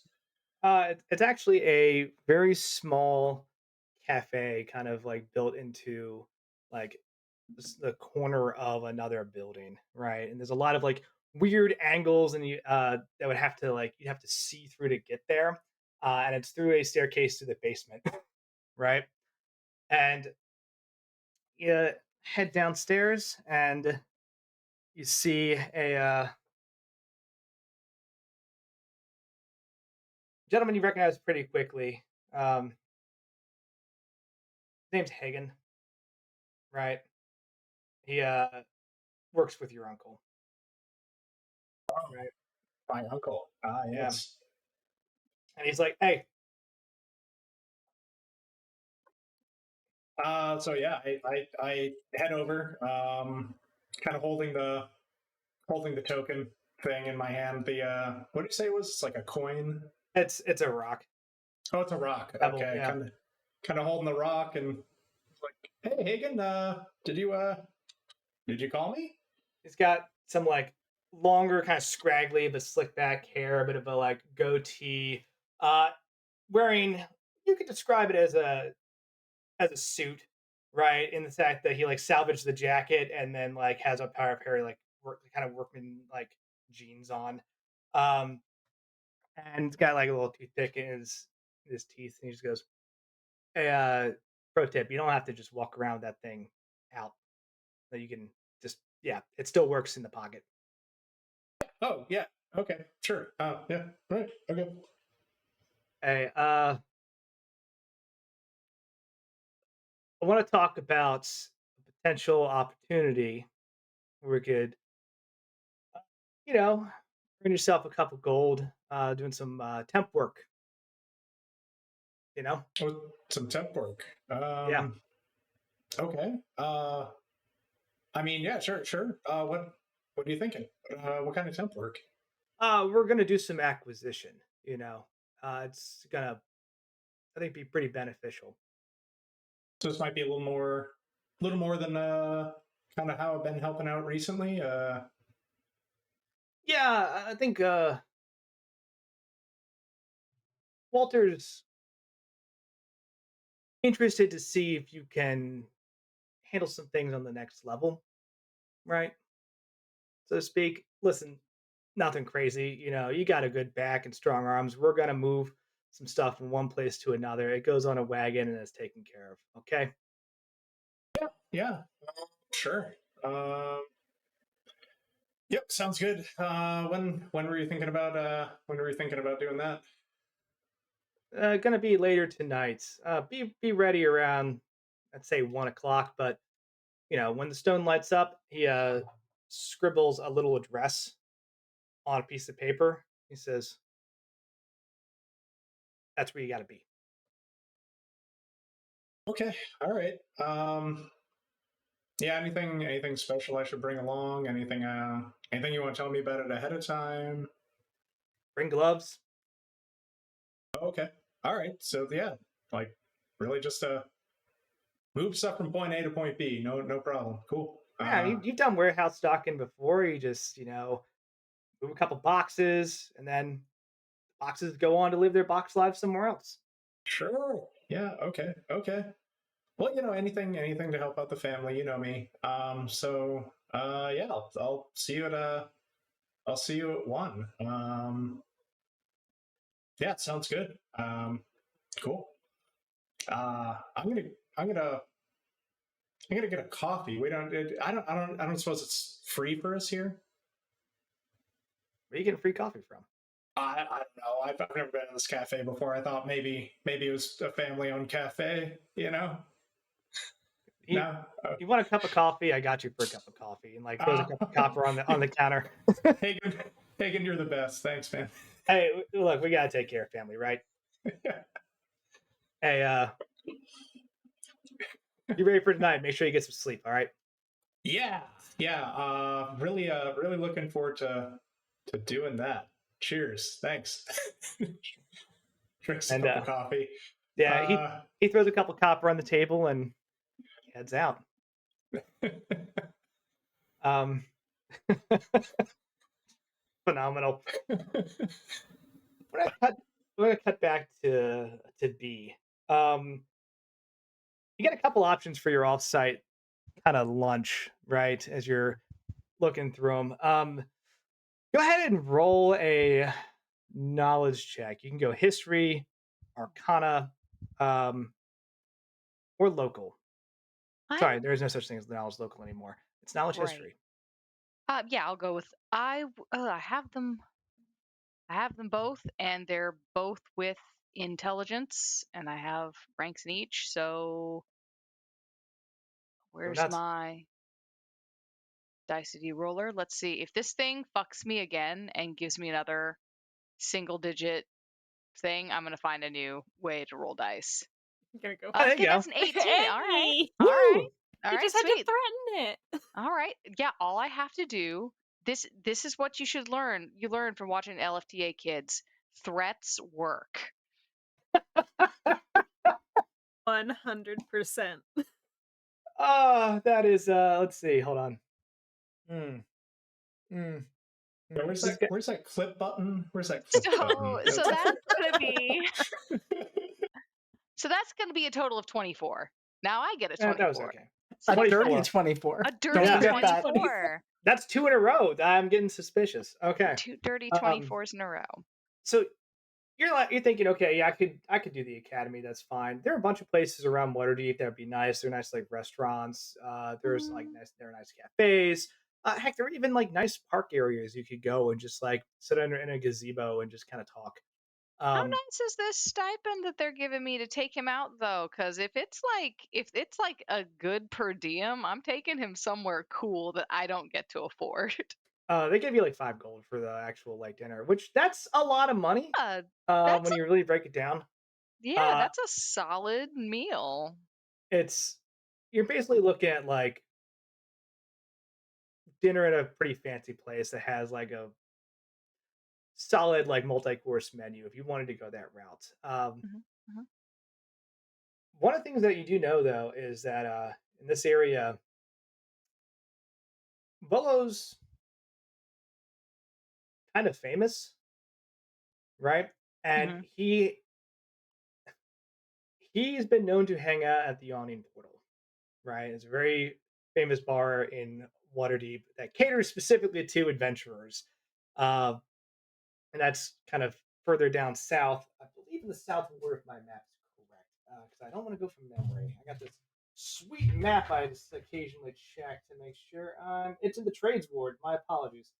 Um, just a little further south than the dock ward, but not so much. It's a good blend of classy and relaxed, Okay. right? Okay. And you know that he frequents the place. So that is an option. Not the only one, but something you know about him personally. All right. Is there a what I think I'll probably do is keep that in my back pocket. That's a little bit further south from the dock ward, right? Or from the castle ward, yeah, be a little further south, but you can get there. Where's the dock ward in relation to things? Dock ward is about as far south as you can go. Oh, it's even further south? Okay, cool. Yeah. So Um, if you'd like to see this, I'll add this to the stream next time. This handy dandy map. ooh. You are here. Okay. The Omni portal is here. Hmm. The dock ward is here. And obviously the south ward is way down here in the south. Field ward, of course, is way up here in the Nice. north. So big old So city.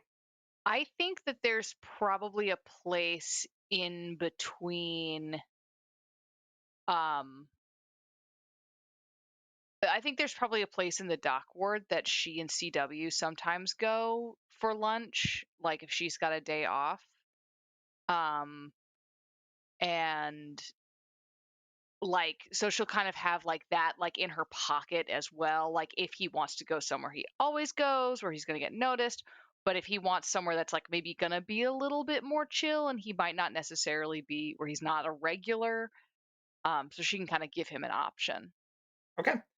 Uh, 12 o'clock rolls around and promptly uh, on time he comes walking through the like larger gates to the Blackstaff Tower Academy, right? Unless you want to have him meet you specifically somewhere else. No, If you're just he'll come in, she'll be waiting for him, she'll have been like taking some notes like on something. okay. Volt was an older gentleman. He's got a exquisite beard for a human, right? It's got like beads and gems and cool little baubles in it. He's got a just ridiculous, almost like chef hat with like kind of red and gold trim. Um, Hmm. and he just walks with like a ridiculous swagger of confidence and has very sharp and alert eyes. Can you drop his name, the spelling of his name the in the general or in Volo? the NPCs list? Because I'm having trouble braining, Oh, like Volo. maintaining it in my brain. Volo, yeah, his Yeah. surname, his surname. Oh, that is. It's Volothamp. Volo Fant Thamp. Fant. Okay, Thamp. sure, Yep. cool. Volothamp, Yep. digging it. All right. Um, So he comes swaggering in, and looks over and says, hi, Mr. Volothamp. "Hey, good afternoon." I'm B. It's very nice to meet you. I'm the university's liaison for this book. I'm supposed to help you out um, with a little bit of sort of like the academic research on uh, tomb architecture. Yes, and I'm looking forward to that. And I'm also famished.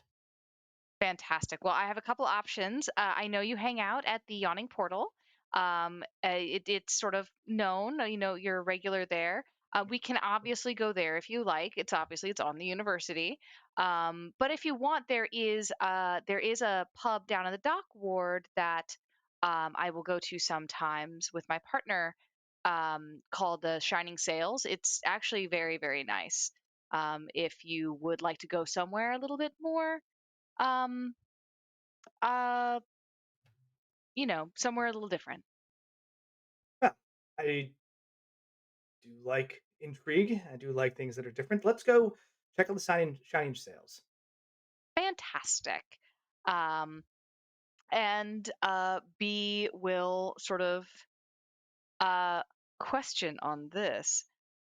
has the university provided us with like, do we have like a coach service Yeah, or like a rickshaw you can take service? it. Something? Okay, cool. Yeah, you can get a coach. You can head down to the Shining Sails. It's a very quick trip. Yeah. Um, It's just hard. I'm so much smaller. It's so hard to walk with a human. yeah, the pace difference is That, crazy.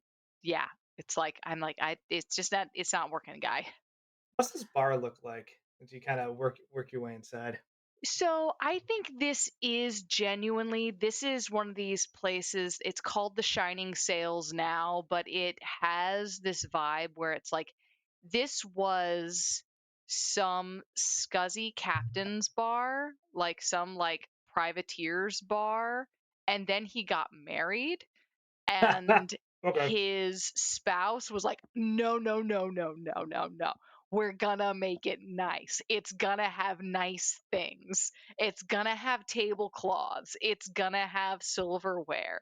If people steal the silverware, we'll buy new fucking silverware. I like it. You haven't been stealing all that silver for all these years for us to fret about somebody else stealing silverware. So it has kind of that vibe. So it's got a it's very much the kind of place where you would take your where people who don't have a whole lot of money would take their partners out on dates because it's like nice enough. But they definitely when they have like pub sings and stuff like that, the people there it's wall to wall dick jokes. It's not uh like this place is a lot of classy tacked up on a lot of not. You head inside to the little like the host area, But the uh, food is really good. and there's a you know very well dressed taller dwarven woman who's kind of talking to another dwarf on staff, and she's like, "This isn't polished. Polished as you get all the watermarks off. You have to go back and polish this up again because we have customers because we have the image to maintain. Hi, welcome to this. Oh God, Shining. Hi, welcome to Shining Sales. That's me. I forgot it. Yep. Let me get you to a seat right this way. Thank you so much. Mhm. And I think I'll bet uh she's just sort of like I don't know if you've probably not named this NPC, I'm going to assume, but she's just like, "Hey Sicha, how are you doing?" Just every day keeping up with the tides. Absolutely. Yeah. How are you? Absolutely. Yeah, doing great. Can you make sure that we get like a one of the quieter booths? Oh, absolutely, absolutely. Take the ones in the back. Listen. You know how it is. It's not going to get rowdy in here till around 5, so you get Oh some yeah. privacy. Oh yeah. Good to Appreciate see it. you. So, of Appreciate you. course. So, start heading back. He gets comfortable and order some food, some drinks, right? And Volo says,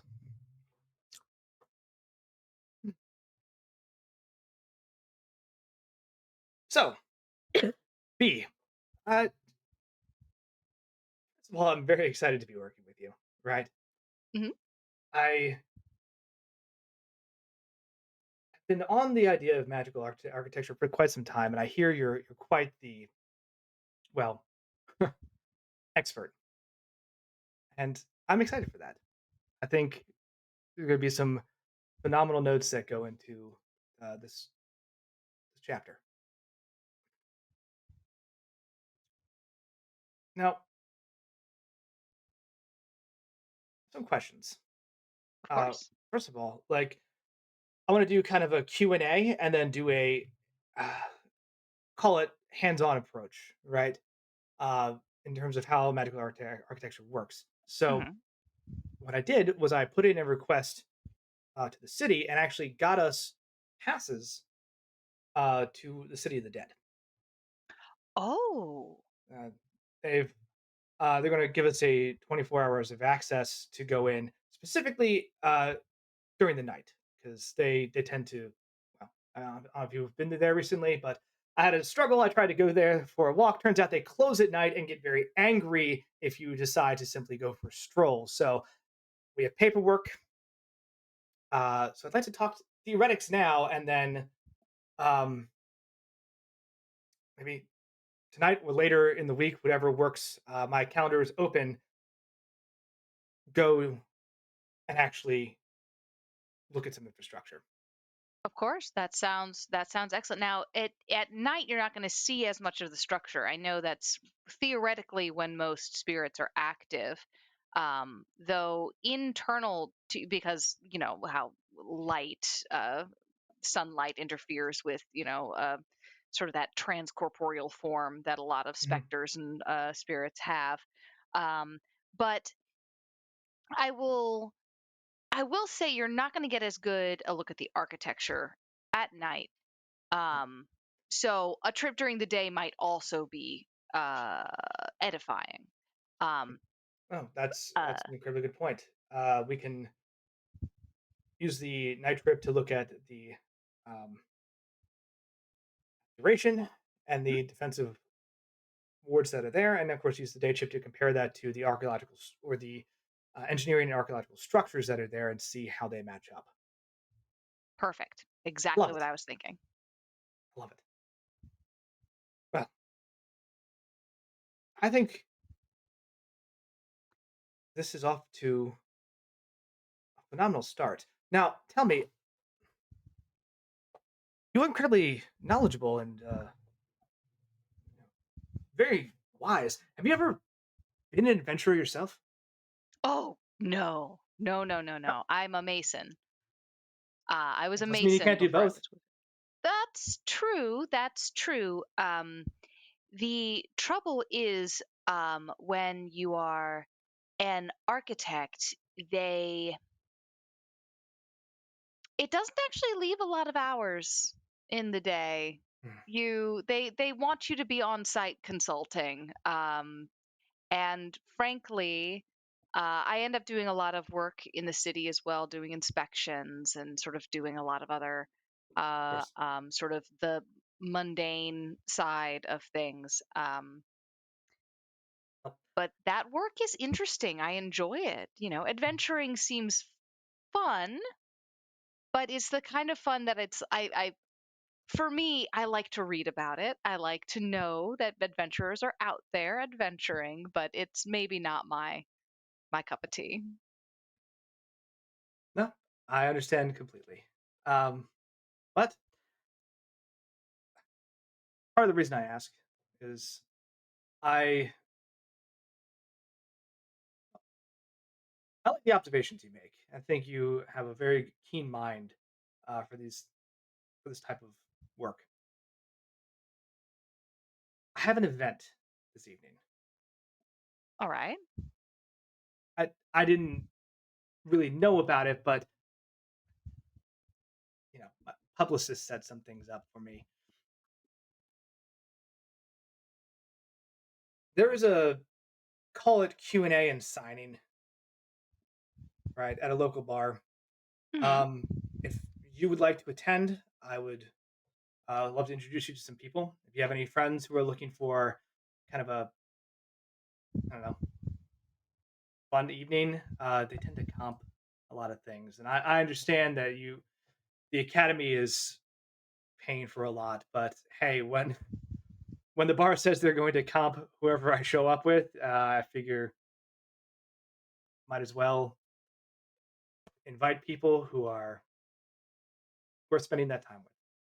That sounds fantastic. That does sound fantastic. I would yeah, I would love to go. I don't get to do that kind of thing very often anymore. The university, like I said, the university keeps me busy. Um, I'm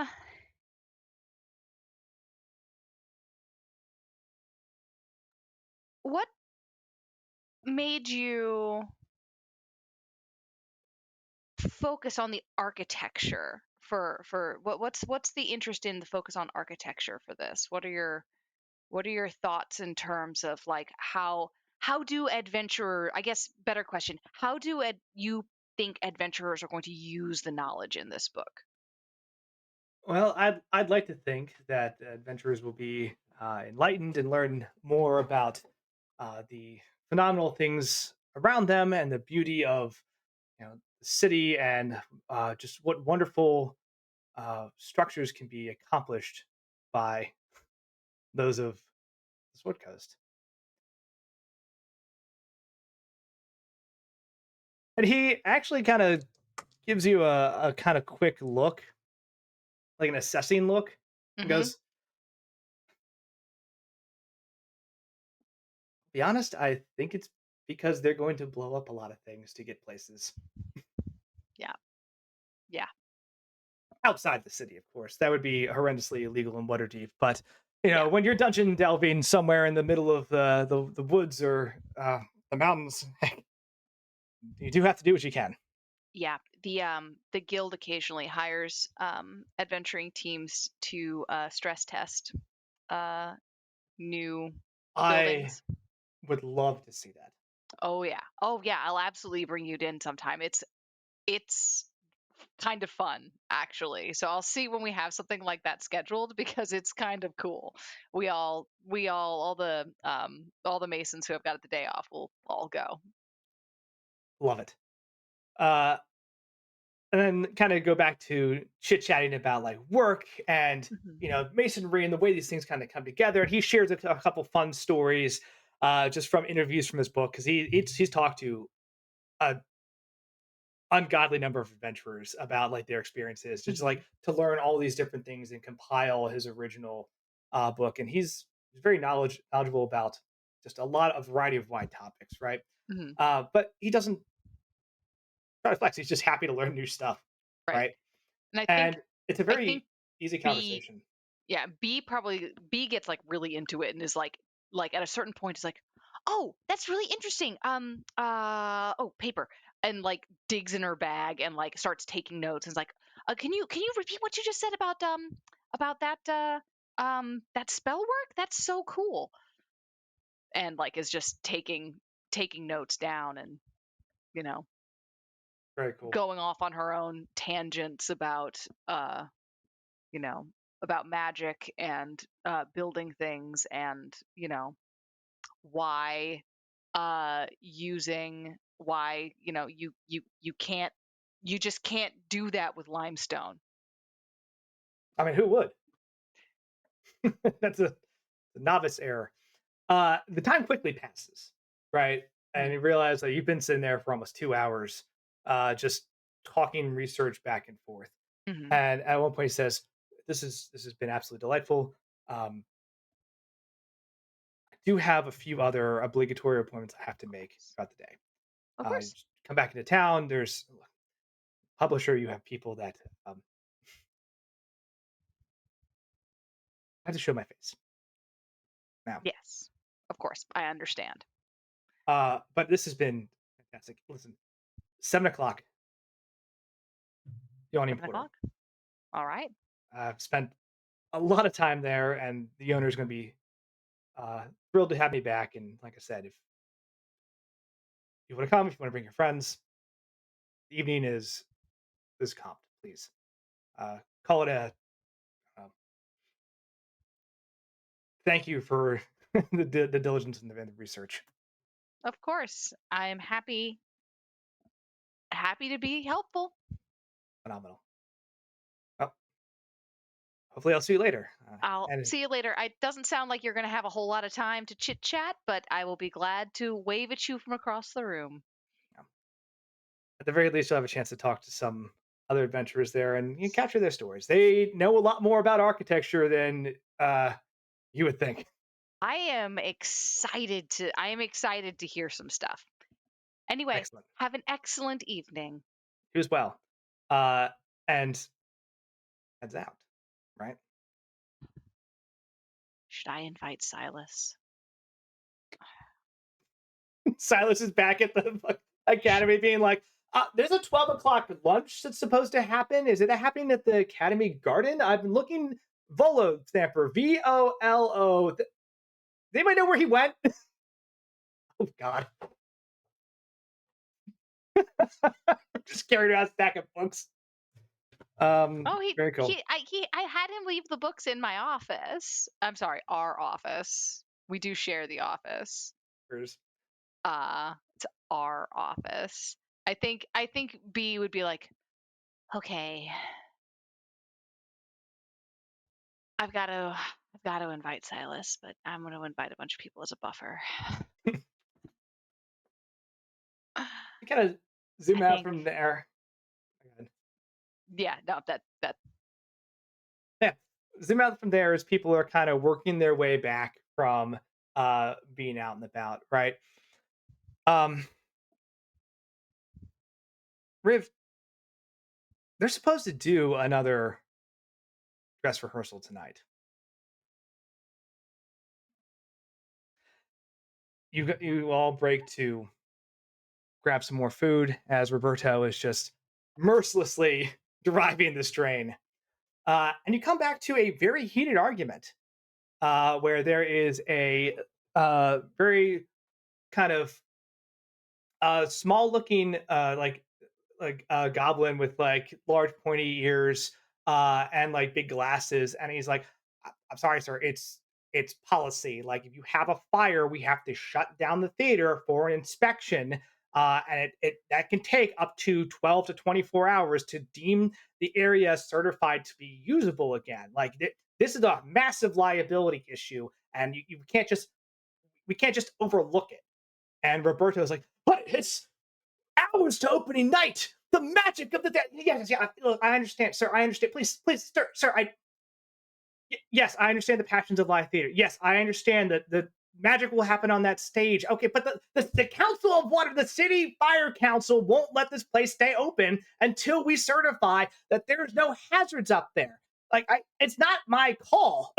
Like, and if you do this, like, look, sir, it's either you give us the night to fix this,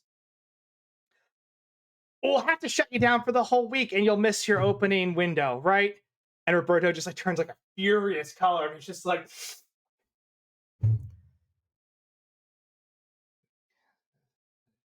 impeding the grandeur of the arts. Sir, please, if you could have anybody out of the building in the next 10 minutes, like, we'll make this quick, we'll make it painless, and I promise you, provided everything is structurally sound and we're able to get through what we need, you'll be open for business in the morning.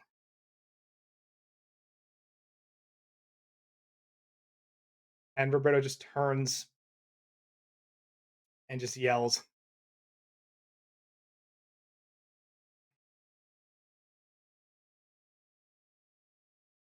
my fellow actors, prop masters, technicians, and dreamweavers, please gather round. I regret to inform you that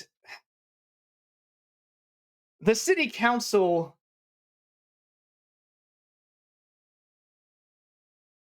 has a trouble with their priorities. They've favored a checklist over the creation of something beautiful that will live on beyond us. And that's, well, I disagree. The call must be made. There will be no more rehearsals tonight. Expect you all here at 9 o'clock sharp. Begin again. You are dismissed. And the goblin's like, thank you, sir. I know that. I'm not. You are not a dream maker. Building's yours. And just storms out. I'm just kind of muttering to himself, like, it's not, I don't, I just work here. I just work for the council. I'm just trying to do my job. I think Riv is going to try to approach him and just say, I understand that there is a concern with how some things unfolded last night, but I think it's important to highlight the fact that the fire was an intended part of the show. And so I understand that you need to go through your checklist and make sure that everything is safe, but while fire can be a bit startling, There wasn't an accident. Listen, I understand. Look, when anything that happens like that, if it's outside of scope or outside of policy that was supposed to happen in the initial requisition for the theater space, we have to do our due diligence to make sure there's no damage to the structure. Because I mean, can you imagine the cost it would take to replace the theater like this? Not to mention the history that's here. Like, we just have to make sure structurally sound. It is a guild policy, and unfortunately, like, I, I want to get you all back to rehearsals as fast as I love the theater. I do.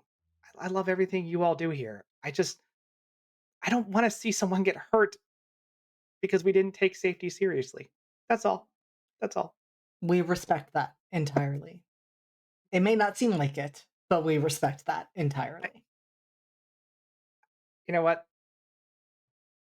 Thank you.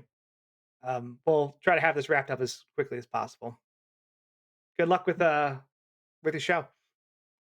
Uh, don't say those words in the theater. Oh, sorry. Right. Break a break a leg.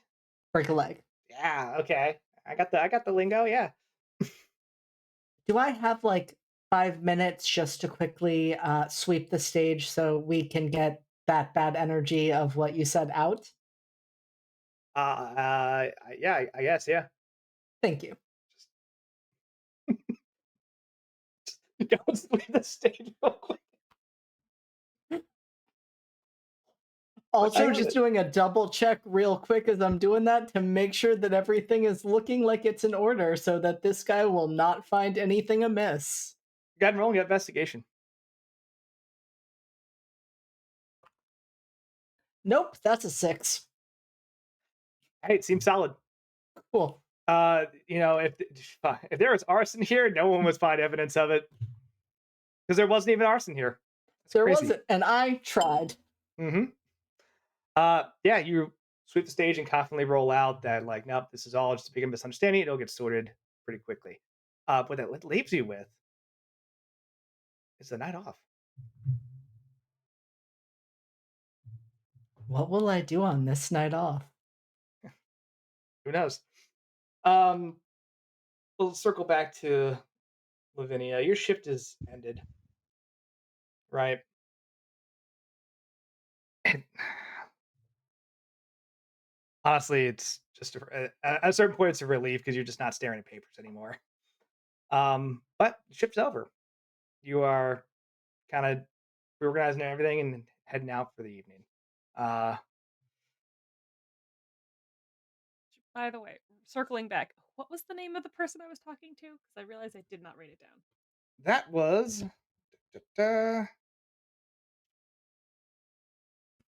Officer Foster.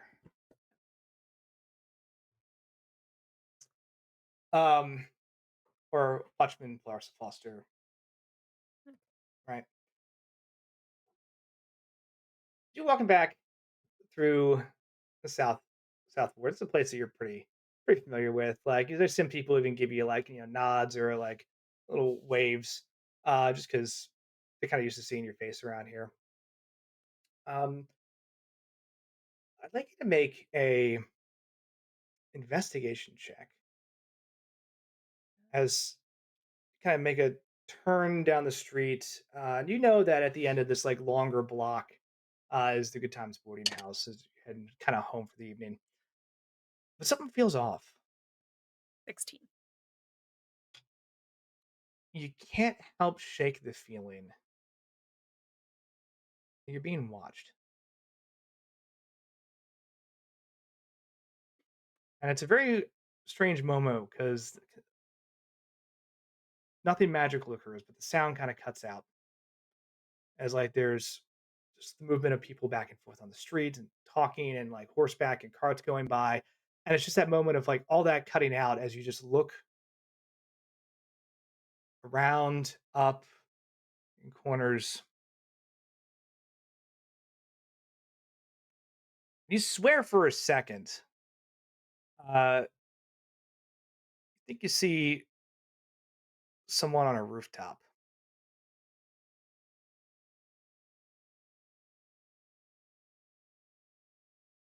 it's odd. You almost look past him.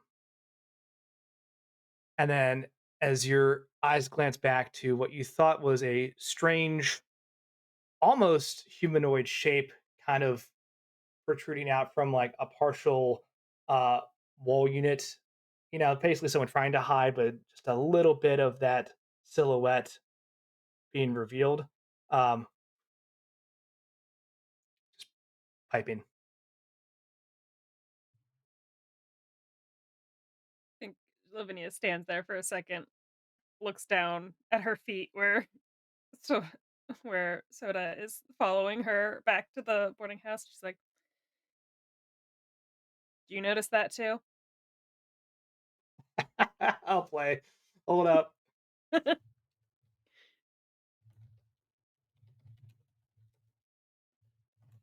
My dear friend Cat Chicken, did you notice this too? Oh, what's there? I'll roll some dice.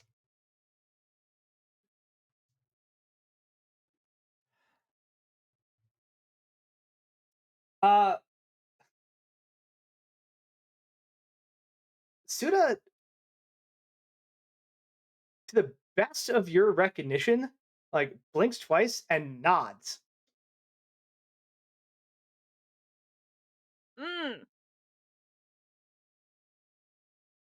Okay, well, let's go home. And she just like leans down, picks, picks the Tressum up, and just like scoops with her one arm, holds it to her chest, and just moves a little bit with expedience to get home. She's just like, I can't fucking deal with this shit today. Yeah, after that initial instance, it's another 10 minutes, but like you nothing hits those instincts again. Right? Everything is just calm and back to the way it is in this like place that you are comfortable and familiar with. But there's just that moment of like something's off. And all of you are kind of arriving home at a similar time, right? Kind of one by one filtering into the common room and kitchen, right? Where Madame Ethelwhite has been making a lovely stew. Um, and you come walking in with Suda, and she's like, "Oh, Suda, I'm so glad you're not supposed to be outside. Like, I know you have wings for flying, but like, you don't fly well. You just fly into things. Poor thing. Come here, come here." Yeah, So he's like, Lavinia kind of hands her over. Yeah, she followed me to work again. "Oh, she's so adventurous, but no, you shouldn't. No, poor baby." And it starts like scratching her under the chin. Yeah, I'll try to make sure that the door shuts behind me a little bit faster tomorrow. I didn't even realize she'd gotten out until she was stealing pencils out of my cup. So, Oh, that's okay. I'm just happy that she is safe. Uh, and the people are kind of coming in the door one by one, like, "Oh, I've made stew. So please, it's beef mushroom. Enjoy." I'm gonna say Brindle would have come out of the bedroom because at some point, he did make it back there and took another nap. Yeah, you wait to the smell of like delicious food kind of wafting up, and you're like, "Oh, a cup of coffee was not enough for lunch." One cannot be sustained by coffee and eggs alone. hmm So yeah, Madame Ethelwhite, she kind of grabs her soup and she kind of stomps off to the other room, leaving the four of you kind of in the kitchen to help yourselves. So, I have a question for everybody. Oh, this is so good. What are Mm. folks doing tonight? And would you like to come to a Q&A and book signing by Volothamp? Who? He wrote this book, this big adventurers guide. He's going to be at this adventurers bar doing a talk about it. Like he wrote this guide to like monsters and things like that, and he's having me co-write a chapter of his new book, which is going to be about That's the amazing. yeah. I'm B. really hyped. Congratulations, I'm B. really excited. Ah. I I'm really, really excited to do some of this work. We're gonna get to do some crazy shit. We're gonna get to go into the city of the dead at night and like What? poke around a bunch of graves. It's gonna be so cool. They let you do that now? You deserve have. it. They so don't let you do that. You have to get For reference, that whole block. the whole area is the city of the dead, and then transitions into the North Ward. It's What? massive. Okay. It's massive. Oh yeah, no, they super don't. You have to get like special permission to access it at night because you will die. The likelihood of you dying is high. If I were not going with adventure pants, would probably die. So I'm, Does uh, does the paperwork protect you from the ghosts, or does it just let you in there? no, yeah, that second one. Pretty sure Do you it's have a- just that second one. I haven't Do you, actually do you looked have at the like a paperwork. guide? Is there like a guide or somebody that brings it? Like, I don't know. I'm gonna find out. that's exciting. That's awesome. It's gonna be so cool. Anyway, Please but don't yeah, die. I'm gonna try. I'm gonna try my hardest. I haven't died yet, so I figure I have a lot of experience in not dying. That's good odds. That's very good odds. 100%. Right? That's a great point. I like that point of view. That's a good point. They always say that past behavior does not predict future returns, but honestly, anyway, but yeah, so it's at 7 o'clock tonight at the yawning portal, which and unfortunately I do have to say one thing. Benefit comped, fully comped, Oh, are comped. That's so nice. But is that anywhere near the docks? Like, where is this place? Go ahead and roll knowledge history, or just make a straight intelligence check. Either one is good. Who's that? Me or Yeah. her? That's you. No. Buddy! What All did right, you roll? A I 2. rolled a 2. Yeah. I do have an int modifier of so it's a 4. I'm just testing Brindle's knowledge of the local area.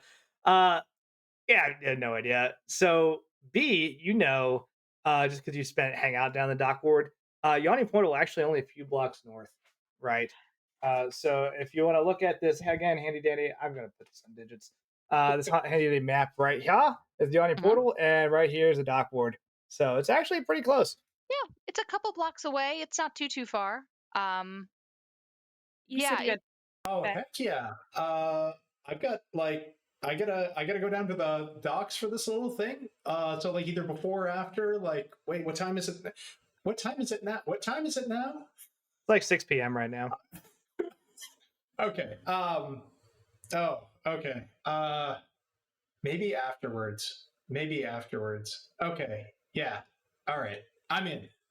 I hear comp food. I'm excited about this, and also the other stuff with the adventuring guy. Yeah, absolutely. so here's the catch. Yeah, Because there's a catch. You mentioned a catch. I would like to hear the catch. I had to invite Silas too. Uh, Okay. I am like That guy always judges me. yeah, he's like he that. tries to talk to me about meditation one more time. He told me I needed to replace my caffeine fix with meditation, that would get me through the show. He's wrong. The only reason he doesn't do that to me anymore is that I actually broke a cup throwing it at him one day because he replaced my tea with decaf. B, you're the best. I was not behaving at my best at the moment. I regret it slightly, but maybe I only wouldn't. slightly. I wouldn't. I want to be like you when I grow up. I appreciate that. Last time I talked to Silas, he kept asking me why I let people refer to me as a half elf instead of half human. It's just that guy. I feel like you would be. Elves. I mean, if this were like an elven city, that would make a lot more sense, you know? I don't know. I don't know. Like, I don't know either. You think he I would have don't put that together, but he's I don't know. I don't get him. Yeah, know. I guess I'll still go. I will say he will probably be too distracted. You know, uh, he's kind of a huge adventurer fanboy, so he'll probably be distracted, like chat, like with the adventurers, especially if he gets a couple of glasses of wine in him. Um, Hmm. so Yeah, Oh I'm no. still in. I actually have a night off, and this sounds like a really cool way to spend it. What, Riv? amazing. What How'd you happened get there? that? Like, yeah, what? That fire thing that I mentioned, I we're told you that just was making sure interesting. everything's safe. Oh, who'd you get? Who from the safety inspection office? I don't think I completely caught his name, but he seemed pretty cool. If you'd like to He was make an very respectful. intelligence check to try to recall, I was wearing a name tag. That is a 19. His name is Weston. Oh, it was Weston. Weston, yeah. Do I know Weston? Oh yeah. So Oh, cool. Oh, good. Yeah, no, Weston's good. Weston's good. very He'll, very by the book, but doing it for the right reasons. yeah, he's good. He'll make sure everything's safe, and he'll be in and out, no problem. Like as long as everything's in order. Yeah, I'm sure it is. I took a quick look around before I left. Everything looked good. Good, awesome. But yeah, so everybody's in. Scotch, are you coming too? Oh, I didn't realize you were including me. Sure. Uh, sure. Yeah, I amazing. Hey, question. Hmm? When people were coming home today, was there any do you know if anyone's getting some like work done on their roof nearby? You seen anything about that? Like Anybody where? doing stuff Like on right nearby? roofs? In Yeah, and the little bit of the surrounding. Not that I know of. I can check next time I'm over at the Masonic Hall, but like Would Brindle be aware of that area of the rooftops being a common area for thieves to use to kind of get around at night? I'm going to ask you. You can make an intelligence check, or you can actually roll a stealth check for the possibility of having done some nonsense on those roofs previously. All right, all right, all right. Your call. I think that is a. Oh my gosh, I'm going to go 12. +4. Oh wow. Okay. Um, solid. I don't know if you've actually gone that specific route, but like enough of that area in the South Ward is just ideal for travel across rooftops. Everything built so close together and so high, right? You can, if you had the skill, like run up to it out through an alley, literally free run your way up the walls onto the roofs and disappear. Okay. Lavinia has seen this happen from time to time, where very dexterous thieves have managed to get away through some absurd circumstances by navigating the architecture in this area. Less of a problem in other Okay. districts. So Brindle's aware. Brindle's like aware of like what that could have been, and is like, yeah, I think maybe there's some work being done over there. I heard. Yeah, yeah. No, I think there's some work being done. Yep. It would be so nice if they would tell us. I mean, we already get woken up so early as it is. I mean, if they're doing work on the rooftops, Well, I just have to accept that I'm not going to sleep for like the next week. It's It fine. wasn't our rooftop, if that helps. So like it wasn't like right near us. So like I don't think you'll be able to hear anything. But anyway, you said 7. I'm gonna go change that I'm not. She looks down. She's like, dressed like a Like a cop in cop. an adventurer bar. That's probably a good call. Yeah. Yeah. Um, Yeah. Yeah. I'm going to wear armor because I never get to wear armor. Heck that'll yeah. be cute. Right? Do you know how hard it is to find armor my size? I love that for you, B. What I'm gonna do is, as everyone's kind of talking about their cool outfits that they're gonna like get all like dressed up and change into, right? Everyone's getting ready to go to a party. So I'm gonna pick up the next session as people are just, hey, this is my going out attire. I don't know, a drip check, is that the thing? Let's do that. Am I cool enough to use that phrase? Probably not. But that's what we'll do. We'll do like a sweet little montage, and then of course, poof, out the door and on to the parties. But as everyone's kind of dispersing to go back to their rooms to figure out what to wear to this cool adventurer bar where like everything's comped, that's excellent. And I guess there's some, I think everyone that's not Brindle would know who Volo is. To what degree they care about him is a whole different story, but he's pretty well known, right? And we kind of zoom out again, just the bigger Waterdeep, right? And then we zoom around the city, and skyline is gone. We see somewhere in a dark and deliberately built area, we see a long, dark, spindly, almost arm, but it doesn't quite look right, holding a strange looking blue gem. And out of the darkness, eye opens up. Another eye opens up. Third. And the voice just says,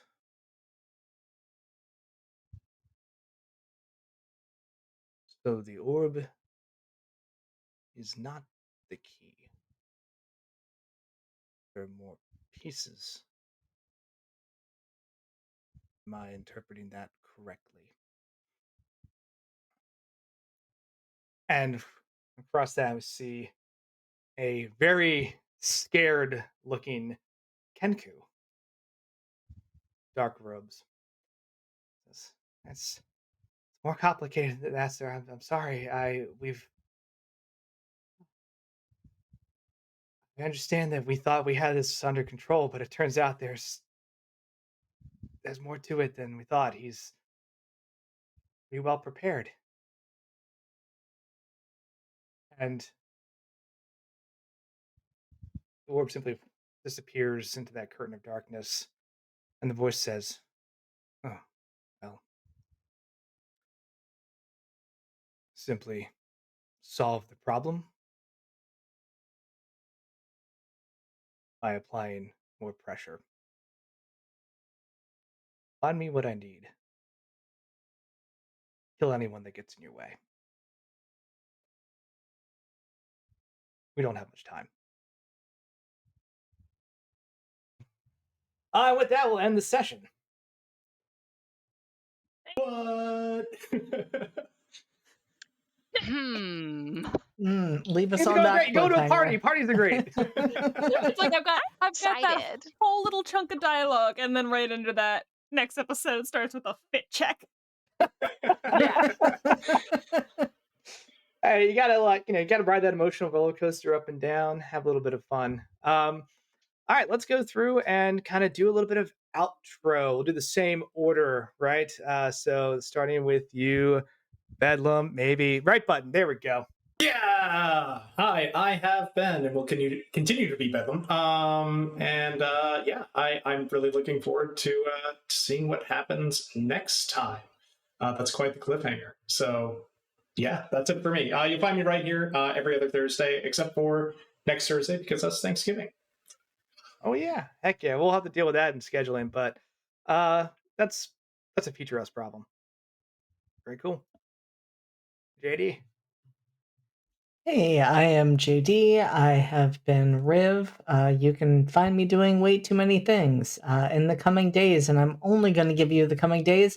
I'm going to be back here tomorrow night for our Regency flavored Monster Hearts game, a season of Secrets and Shadows. Well, a second season of Secrets and Shadows.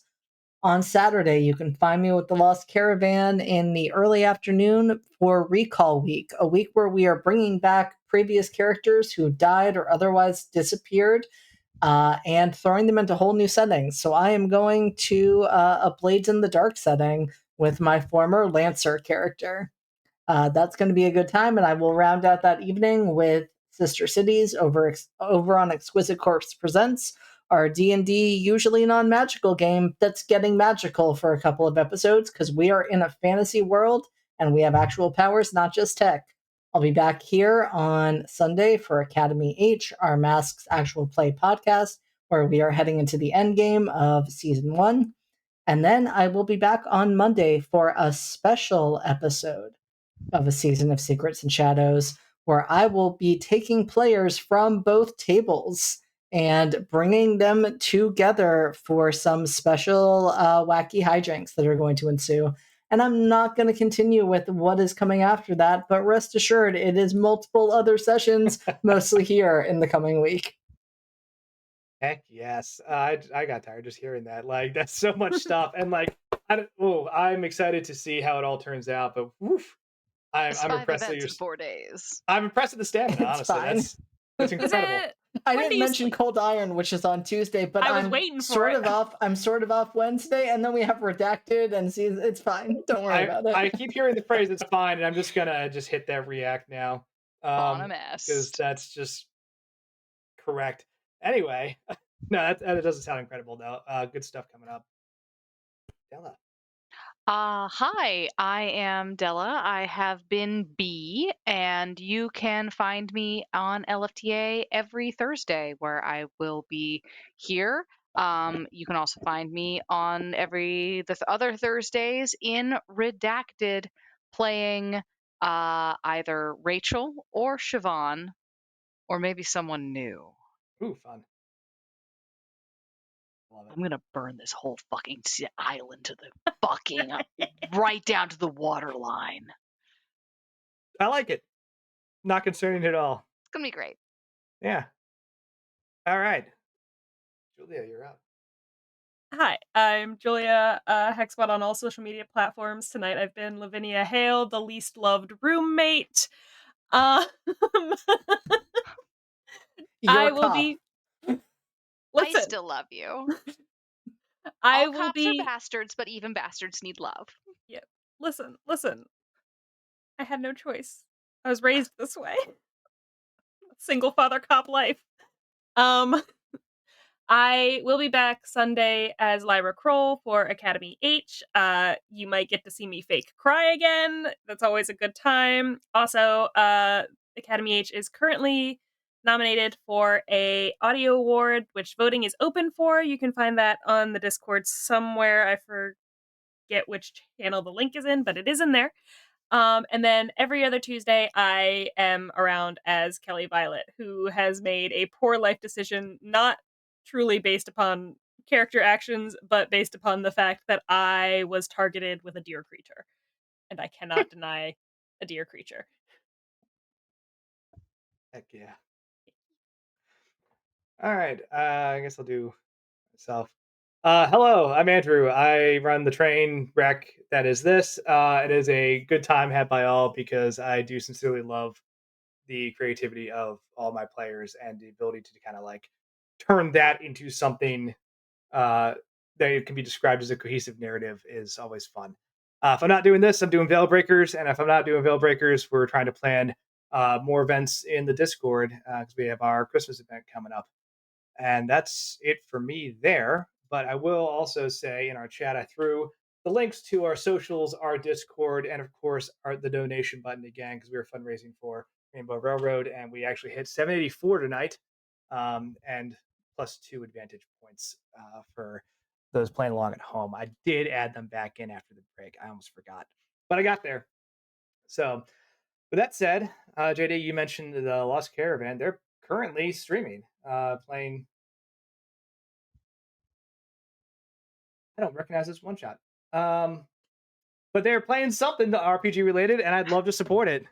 So let's go with that. Hey, for everyone at home, you're gonna kind of see the thanks for watching screen come up, and then after that, we're gonna kick over to the raid if you have a chance. Like, throw them a follow, hang out for a bit, say hi, and then have a fantastic evening. But with that, hey, thanks for watching, and everyone have a great night.